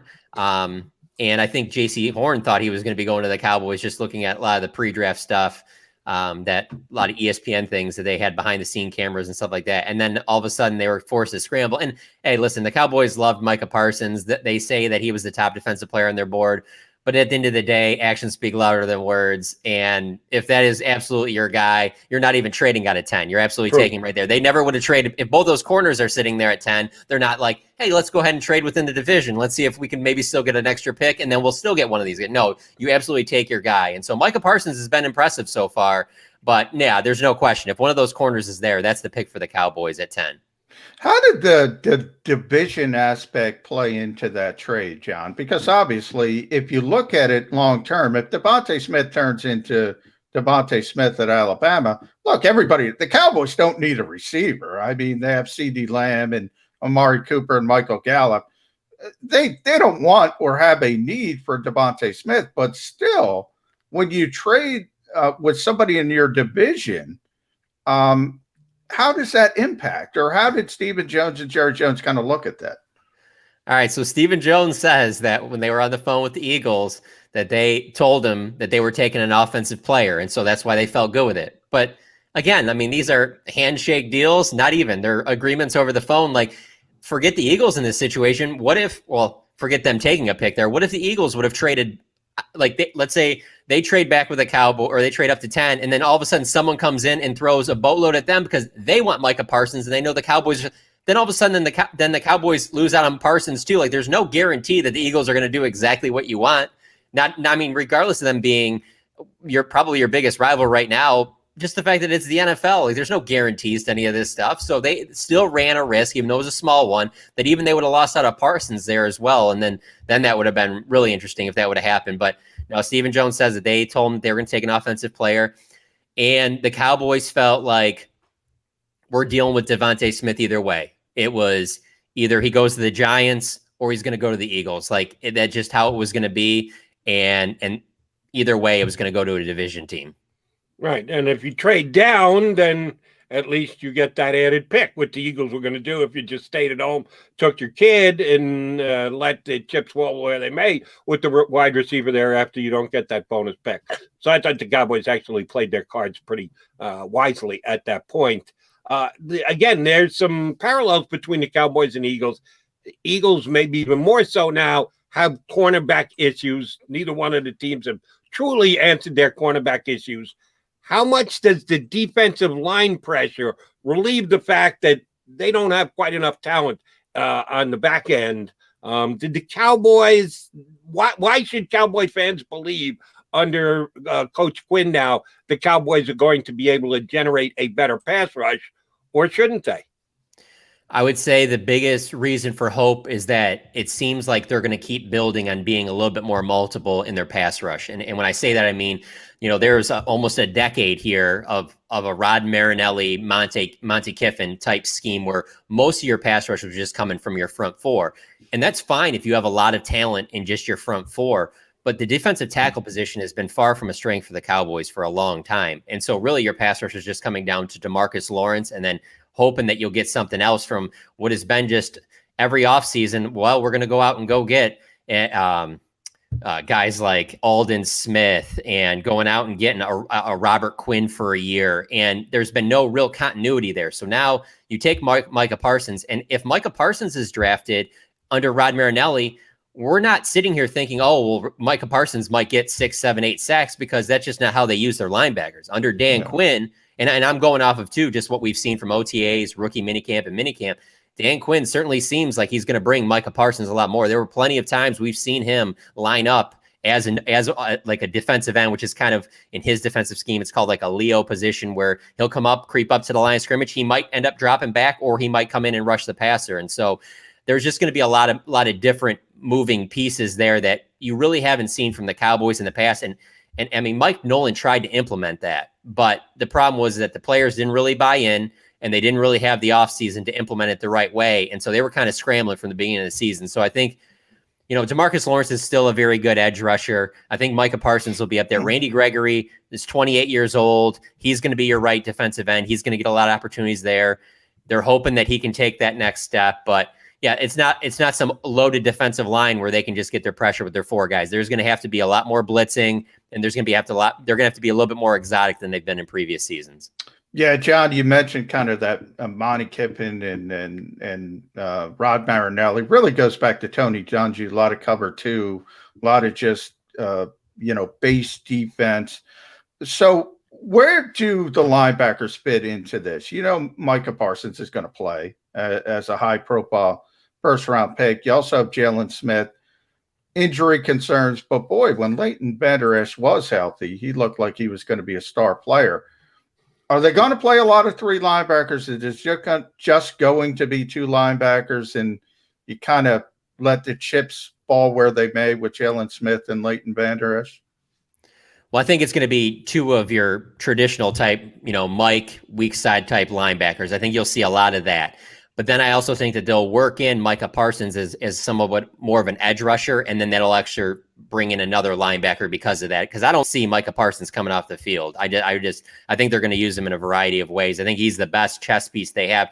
Now, with that being said, and I wrote about this week, a lot of this same talk was being said last year at this time about Isaiah Simmons with Arizona. It was, this is going to be this chess piece that can move around. And it took him a while to kind of, he was playing all linebacker positions, safety, nickel corner for Arizona, and it wasn't a huge success right away. And so you got to be careful about putting too much on a young guy's plate like that as well. And so, But the linebacker position, they certainly went out there. And that's the thing. Very interesting. Going back to my actions speak louder than words. Dan Quinn had a chance to watch all of that tape from last year, and it must have been very clear to him how underperforming those linebackers were, because his biggest move in free agency was going out and getting a guy he knows in Keanu Neal, who at the time we thought, oh, they're adding a safety. Oh, Keanu Neal has not played any safety throughout minicamp and OTAs. It has been strictly as a linebacker. So they got him working out there, and then your biggest investment in the draft is Micah Parsons.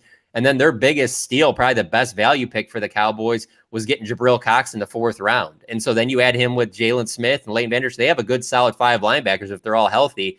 But because of how poorly the linebacker position has been for the Cowboys the last 2 years, they needed to address it. You know, we go back to 2018, man, it looked like, man, the ceiling was very high for Leighton Vander Esch and Jalen Smith coming off that year. And then these last 2 years, because of injuries, ineffective play, it's turned into one of their biggest weaknesses. Sean Lee retires. So there's a lot of moving pieces there. And frankly, I think they need that. Cowboys fans have talked about, oh, they need to trade one of these guys. Now they have so many linebackers. Now, I don't think they're going to be doing that. They're happy to have a surplus at a position that's been such a weakness.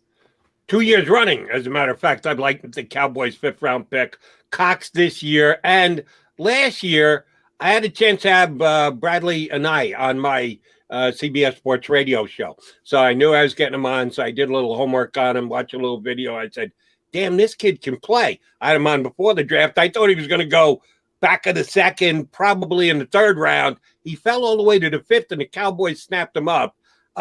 Hit or miss last year. I didn't watch every snap of every game, but the stats say he didn't play that much. He contributed some, but I don't know how much he was given a chance. We see progression from him, the Utah kid, Bradley and I, here in year number 2. What is his role on the Cowboys this upcoming season? It's funny you say that, Jody, because that's exactly the way the fan base was after they drafted him. And then it was like you go into week 1, week 2, week 3, and he was not even active. And you're just kind of like, it's not like this team's loaded edge rusher. How's this guy not even active? And so, again, I guess I'll chalk it up a little bit to it was hard transition for these rookies going in under the conditions with a new coaching staff and the, you know, limitations of a COVID time. So we have seen him out there a little bit more, but if they absolutely thought that he was ready to take the next step, do they go out and sign Terrell Basham from the Jets, who, if I'm listing who I think are going to be their top edge rushers, I'm going Lawrence 1, Randy Gregory 2, and Basham 3, and then 4th is probably Micah Parsons in that mix. So, I mean, Bradley and I certainly should be in that mix, and we'll see as we get out to training camp. But as I sit here right now, if everybody's healthy, you know, I think he's battling with Dorrance Armstrong as being kind of like the 4th edge rusher in that mix. Okay. John, I want to shift to the offensive side of the ball. I think we got to start with the head coach, Mike McCarthy. I think everybody remembers the last few years in Green Bay. They're now kind of realizing, look, Aaron Rodgers is kind of difficult to deal with. He had a lot of success in Green Bay before things went off the rails. How is he taken in Dallas? How is the fan base look at Mike McCarthy, especially coming off last season? Early in the season, they were looking like they were going to be spectacular offensively. And then obviously you lose your starting quarterback, and it got ugly. We saw the Ben DiNucci game up close. But, you know, when Mike had his guys, they were performing at a high level. How's he kind of looked at? Not very highly right now. I can tell you, I mean, one of the biggest things is you have this entire time off, you know, between the Packers and getting the Cowboys job.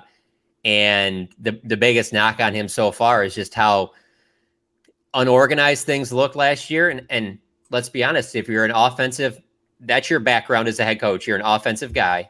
I mean, isn't your most important hire your defensive coordinator? And for that to already have failed through one season, that doesn't look great for you as a head coach, that you're already moving on from him. You're already moving on from Jim Tomsula, like after only one season. And then just how sloppy things looked on the field. It was like one of those things that, you know, nobody that watches the Cowboys was expecting Mike McCarthy to come in and kind of rebuild everything. It was to build on, like, Jason Garrett.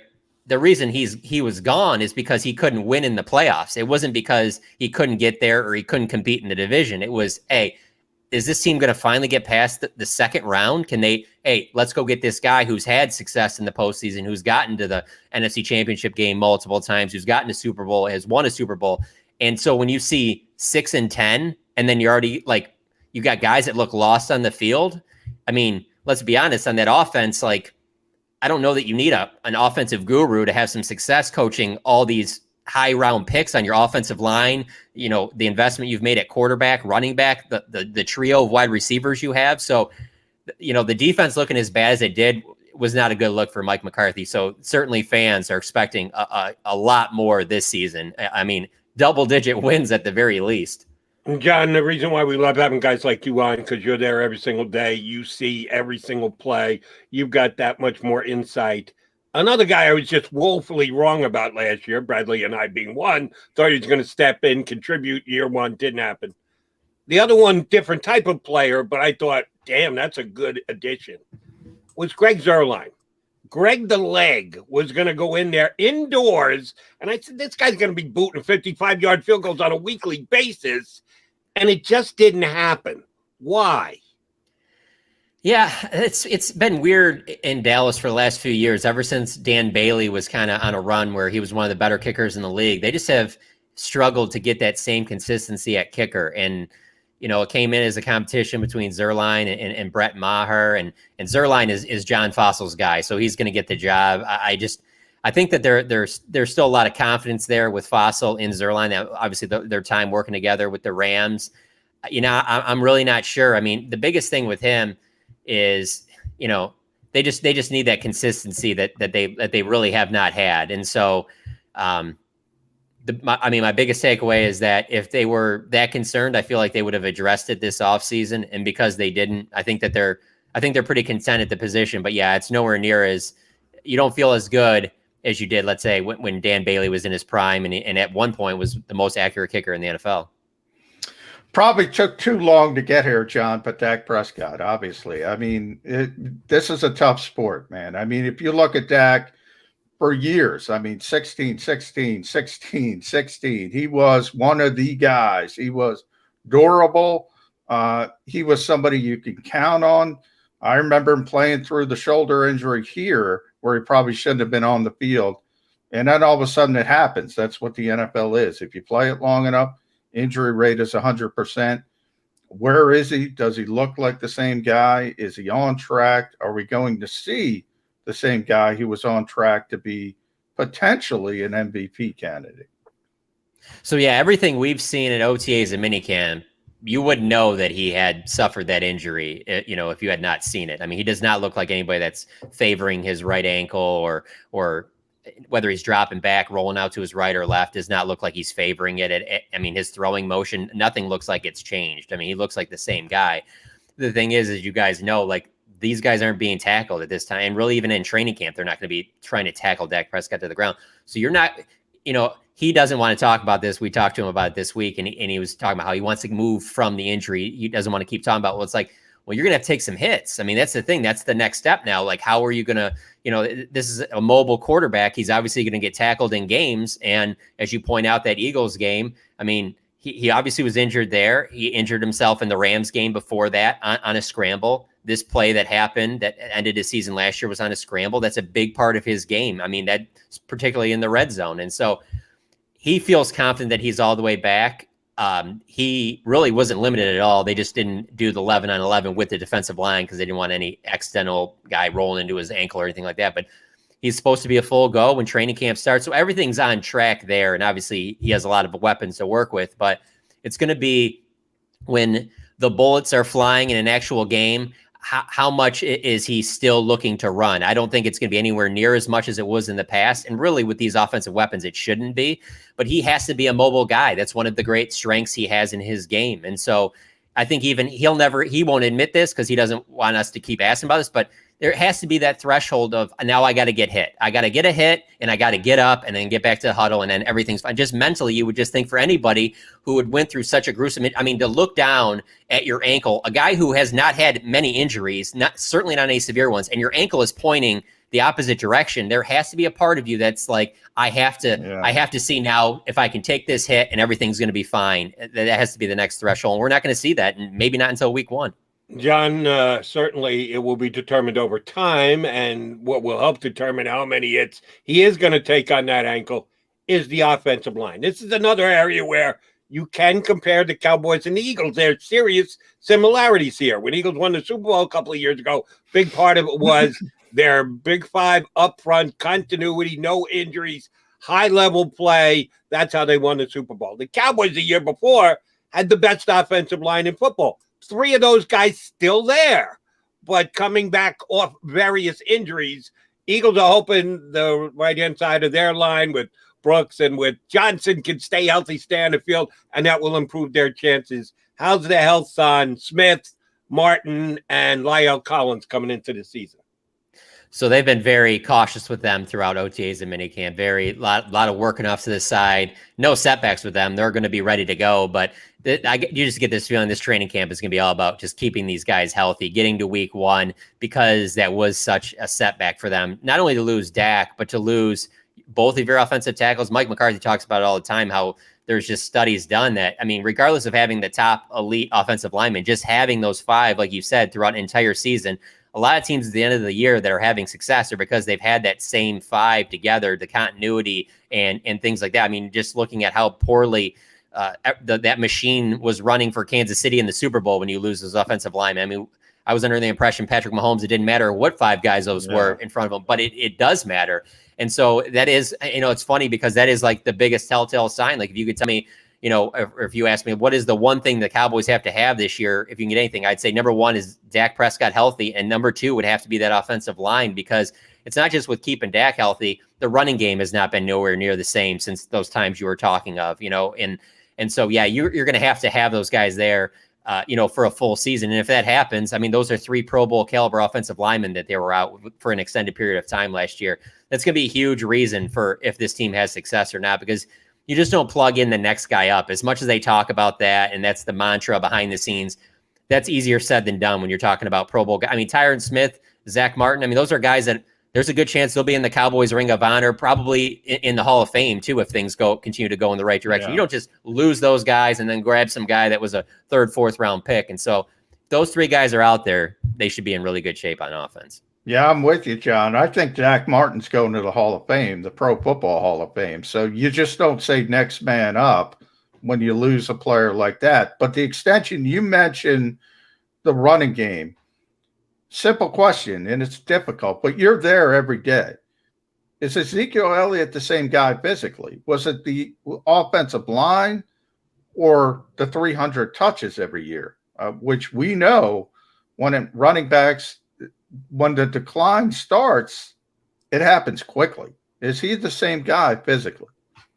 I don't think he's the same guy as 2016. 2016, I mean, that's where you saw him leaping over guys, trucking guys, just, I mean, very, very explosive. Now, I will say, though, this offseason, though, he's looked more explosive than he has maybe the last couple, and he's really gone out of his way. He's got he's working out with a private running back coach on the side. And they've posted some of these videos on social media, and he looks quick, and he has looked quick in the things that we've seen. And so I think it's a combination. But the thing I would say is, even without that offensive line healthy, you just didn't see you haven't seen in the last couple of years the same explosive runs. Like once he gets to the second level, turning that 15-yard into a 30-yard, or even the home run into a 50-yard touchdown, screen passes, things like that you saw the first couple of years just haven't been there. This is a big year for Ezekiel Elliott. I mean, he has a lot to prove. Where he's at, not just with the offensive line, but just him as a player. Obviously, he's a significant investment for this team. And so he has to be a big part of it, because for this team to meet, the expectations and reach its full potential, they still have to have that running game be successful like it was in 2016 and 2017, 2018. I mean, winning 2 rushing titles in his first 3 seasons set the bar pretty high, and that's why you get a contract like that. So yeah, the expectations need to be higher for Ezekiel. He has to have a big year, even with how good they are, or should be as good as they are as a passing offense. But it's hard to sit there and just go, Zeke's not as explosive, it's ready to move on, when you don't have Lyle Collins on one side, you don't have Tyron Smith, and then Zach Martin's out for 6 games. All right, let me go to one other weapon question here. We know Amari Cooper is the type of receiver he is. Hopefully he's ready for the start of the season for you guys. I'm reading things.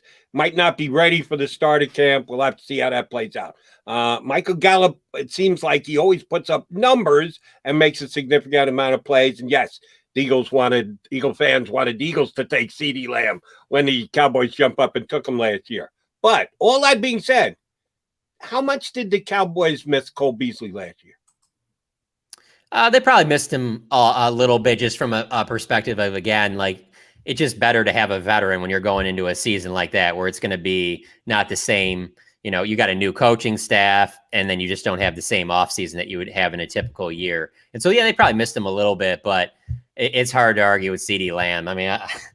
I don't think he's even scratched the surface of what he can be, because there really is not a weakness in his game. I mean, everybody's seen him with the Cowboys last year play in the slot because they have Amari Cooper and because they have Gallup, and those guys fit better on the outside. But I mean, the stuff that we've seen in practice last year, and then again, you're seeing it in these OTAs and minicamp, like, this is a guy that can go up and like high point the ball. It's just, there's not a lot of opportunities there weren't, at least last year, to do that. Obviously, only having Dak for 5 games doesn't help things. And really, the other part about CeeDee Lamb that I'm interested to see is, I just want to see CeeDee Lamb with like the same quarterback for like multiple years. Because you go back to Oklahoma and it was a different quarterback every year with him. Last year, he went from Dak to Andy Dalton, Ben DiNucci, Garrett Gilbert. Like, there hasn't been that continuity. And I feel like if you get a full season with him and Dak, I think that he's the guy that'll end up being their leading receiver. He's just special. He's special in a lot of different ways. And the interesting part is that they're continuing to use him as their punt returner, their primary punt returner. And I know a lot of people will look at that as like, man, I don't know, I'd kind of try and protect that guy. But Mike McCarthy said that, when he took over the job, he told John Fossil, special teams is going to be huge, and we're going to put a lot of investment in that. And it certainly looks that way, because, I think CeeDee Lamb has a chance to be their best offensive playmaker. And so they're going to continue to use him on punt returns as well. If he can stay healthy, he's going to have a big year. It's inevitable. He's just too talented not to. All right, John, last one from me. Want to thank you for joining the program. Read John at The Athletic. Does a great job covering the Cowboys. Probably nitpicking because they have so much talent on offense, but they just went through this with Zach. Did they do enough at backup quarterback? And then secondly, tight end. Is that are they good enough at tight end? Is that the obvious weakness on this offense? Yeah, it probably is on the offense, but I think that they'll be fine. The thing is with Blake Jarr, when he gets hurt in their first game, and he is their big play receiving tight end, he gets hurt in week 1 in the first half of the first game, tears his ACL, and it's one of those where he breaks on a route and just falls down. Nobody even touches him. You knew it was bad right off the beginning. And so with the way the Cowboys operate in terms of the injuries, anybody who had an ACL type injury like that, they do not work them out in the OTAs and minicamp. They work off to the side with the athletic trainers and things like that. But he's on go. He said that he's going to be a full go at the start of training camp. He'll step right back in the starting lineup. But really, one of the bright spots from last year was that Dalton Schultz really emerged to take on a big role. He had a career year all across the board, and he'll be their number 2 tight end. But he's shown that, he made enough leaps and bounds last year that, they can go 2 tight end sets now with both of them and be in pretty good shape. So if both those guys are healthy, they'll be fine at tight end. But backup quarterback, I don't think they're set there. They've kicked the tires, brought guys in, haven't signed any of them. But as of right now, Garrett Gilbert's the backup. But I'll believe that when I see it week 1 that he's still their backup. I think they're going to continue kicking the tires, whether it be trading a late round pick for somebody or looking at rosters when they start getting trimmed down. There's a chance that Garrett Gilbert's their backup, but like I said, I'll believe it when I see it. I think that's one of the positions that they're continuing to look at. There's not a lot out there right now, but that's a position I don't think they're done at as backup quarterback. But just tell me Ben DiNucci's going to be somewhere on that roster. Hey, the Eagles only won 4 games last year, and I'll hand one of them directly to Ben DiNucci for handing a victory to the Eagles. But that's just me. I'm a jerk. I can go down that road. All right, last thing. There was conversation here in town about the Eagles being involved in the Julio Jones conversation. Why? Because Howie Roseman gets involved in every trade conversation. He likes the deal. He likes to be in the mix on important things. A lot of that can be said about the Cowboys owner as well. Jerry Jones likes to be involved in everything because he's Jerry Jones. But we just talked about the Cowboys outside prospects, as good as anybody in the league. 1, 2, 3 punch. Did anybody believe when, the Cowboys could get involved in the Julio Jones talk? Did anybody ever believe that could even begin to happen in Dallas? I feel like the only reason there wasn't serious thought behind that is just because of the fact of having drafted CeeDee Lamb last year. But let's say, because CeeDee Lamb, that was not the That was not the goal. I mean, they talked about they did multiple mock drafts and things like that, and they never had CeeDee Lamb falling to them. That was kind of a, wow, I can't believe this guy's here. We have to take him. So let's pretend that CeeDee Lamb wasn't their draft pick last year. Then yes, they would have been in on Julio Jones this year. But it's almost like having Amari Cooper that you paid, made one of the highest paid players in the league. Michael Gallup is in the final year of his rookie deal, and he continues to get better. I think he's going to have a big year, and obviously a lot of motivation being in that contract year. And then just the fact that like they believe that CeeDee Lamb can line up on the outside, inside, do everything that's asked of him. And they believe that his ceiling's super high. That's the only reason, but I completely agree with you. 9 times out of 10, or probably 9.9 times out of 10, the Cowboys always are kicking the tires on any of that stuff like that. Believe me, we dealt with it down here for several years with Earl Thomas. It was like, you felt like Earl Thomas was on the team for how much you were writing and talking about. He never actually did become a Cowboy, did he? No, never did. And I think it got to a point where, you can deal with stuff off the field and behind the scenes in the locker room when that player's in that elite of elite level. But when that starts dropping off a little bit, you might not want to bring as much of that into the locker room. And I think that's where they eventually got to there. I still feel like they would have eventually ended up signing him a year ago if Jason Garrett was the head coach for another year. But I think Mike McCarthy was ready to go in another direction, and I don't think he had much interest in that. But, man, that was a big storyline down here for far too long. Well, we are glad we went in the John Machota direction today. John, we will tap into you from time to time, specifically when the Eagles are going to play the Cowboys in the upcoming weeks during the season. We appreciate you joining us today, gave us good insight. We will ask you to do so again down the road. Thanks. Absolutely, guys. Thanks for having me on. John Machota, if you're an Athletic subscriber, he does a great job covering the Cowboys. If you don't, you probably should, because, we got great Eagle guys who cover the hometown team for the Athletic as well. Maybe one of which will punch up next week. You never know. All right, we're coming back. We're going to put a bow on the show. Final 10 minutes, final day of the week right here on Birds 365. I get scared sometimes. Of a lot of things. Joining in. Decisions. The dark. The dark. But I once heard someone say, But as I always say, it's okay to be afraid. As long as you face the fear. And keep moving forward. Wherever you are in life, count on the name trusted in insurance for over 80 years. Independence Blue Cross.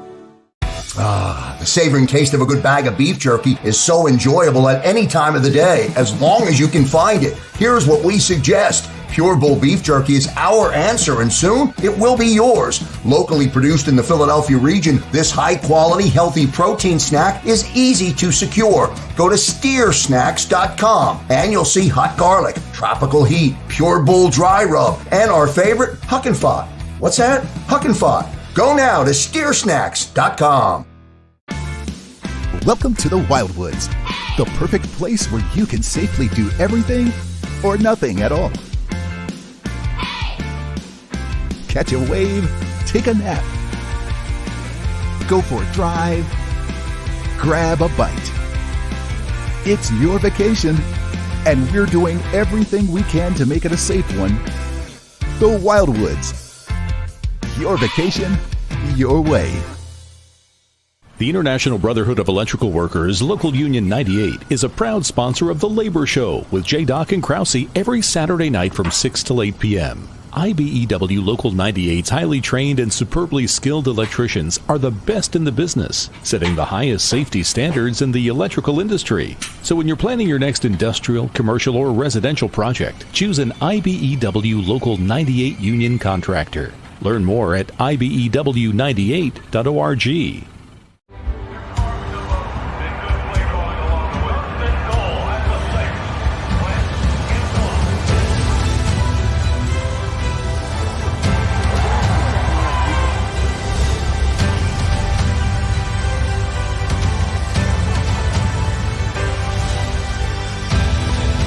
Field of life, First Trust Bank is there for you. Champions on 3. 1, 2, 3. Because Philadelphia dreams deserve a Philadelphia bank. This is a key. It's a family tree. It's a pair of wings. It's a secret handshake. And a ticket to anywhere in the world. It's more than a uniform. It's the door to a world most people only dream of. There's strong, and then there's Army Strong. Try it on at GoArmy.com.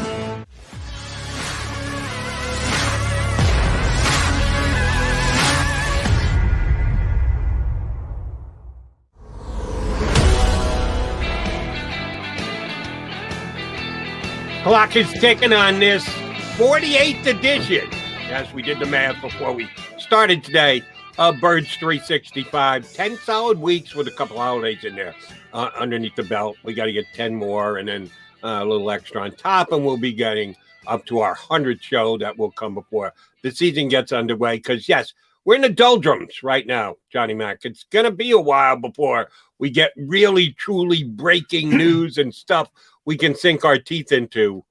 Or will we? You know, I always say end of the show, not always, but often. 22 hours, we'll be back. Well, 70 hours, we'll be back because we're coming up on a weekend a year. It gives a couple days for something to happen.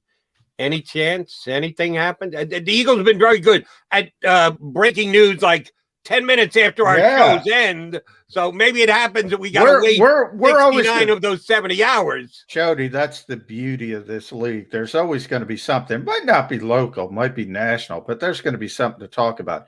You know, and there's always something to talk about with the Philadelphia Eagles. That's the beauty of that team as well.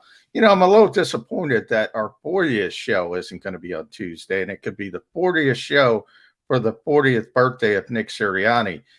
And, you know, when you turn that calendar to 40, Jody, as you know, and unfortunately I know, we know, it comes tremendous wisdom. When you go from 39 to 40, all of a sudden, you have tremendous, tremendous wisdom and tremendous experience. So hopefully that helps this young coaching staff. Somehow I didn't get on that train when at 40. The wisdom just didn't seem to come flooding in. That's a little sarcasm, but I will say that might be an issue that I have. You're correct about that.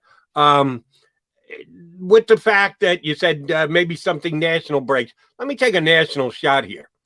And I've been meaning to say this for 5 straight days now. It happened before our show on Monday, which is not the one I overslept for. I was here right at the top of the show on Monday. But on Sunday night, for some reason, yours truly had a dream that the Philadelphia Eagles had a new starting quarterback. And his name was Russell Wilson. Not going to happen now. I don't know why that happened, what I was thinking. You're in la-la land. Your mind does funny things. But for some reason, I had a dream that said the new Eagles quarterback was going to be Russell Wilson. That is not the case. That apparently all is peachy and keen. All is well. All is well. Russell Wilson up in Seattle. To the point where he is now coming out and saying, well, I never actually requested a trade. Yeah. His agent came out and stated 4 teams that he would accept a trade to, but according to Russell, he never really requested a trade. Please, Russell, don't pee on my shoes and tell me it's raining. Yeah, we know what went down up there. If you and Coach Pete have kissed and made up, more power to you. You want to throw your arms around him and have a hug fest? That works for it. Good for you. But don't lie to it. Don't look us in the face and lie and say, I never requested a trade. Yeah, you did. Semantics is a wonderful thing, Jody. You can play games. What's the definition of is? Everybody can play semantics if you want to.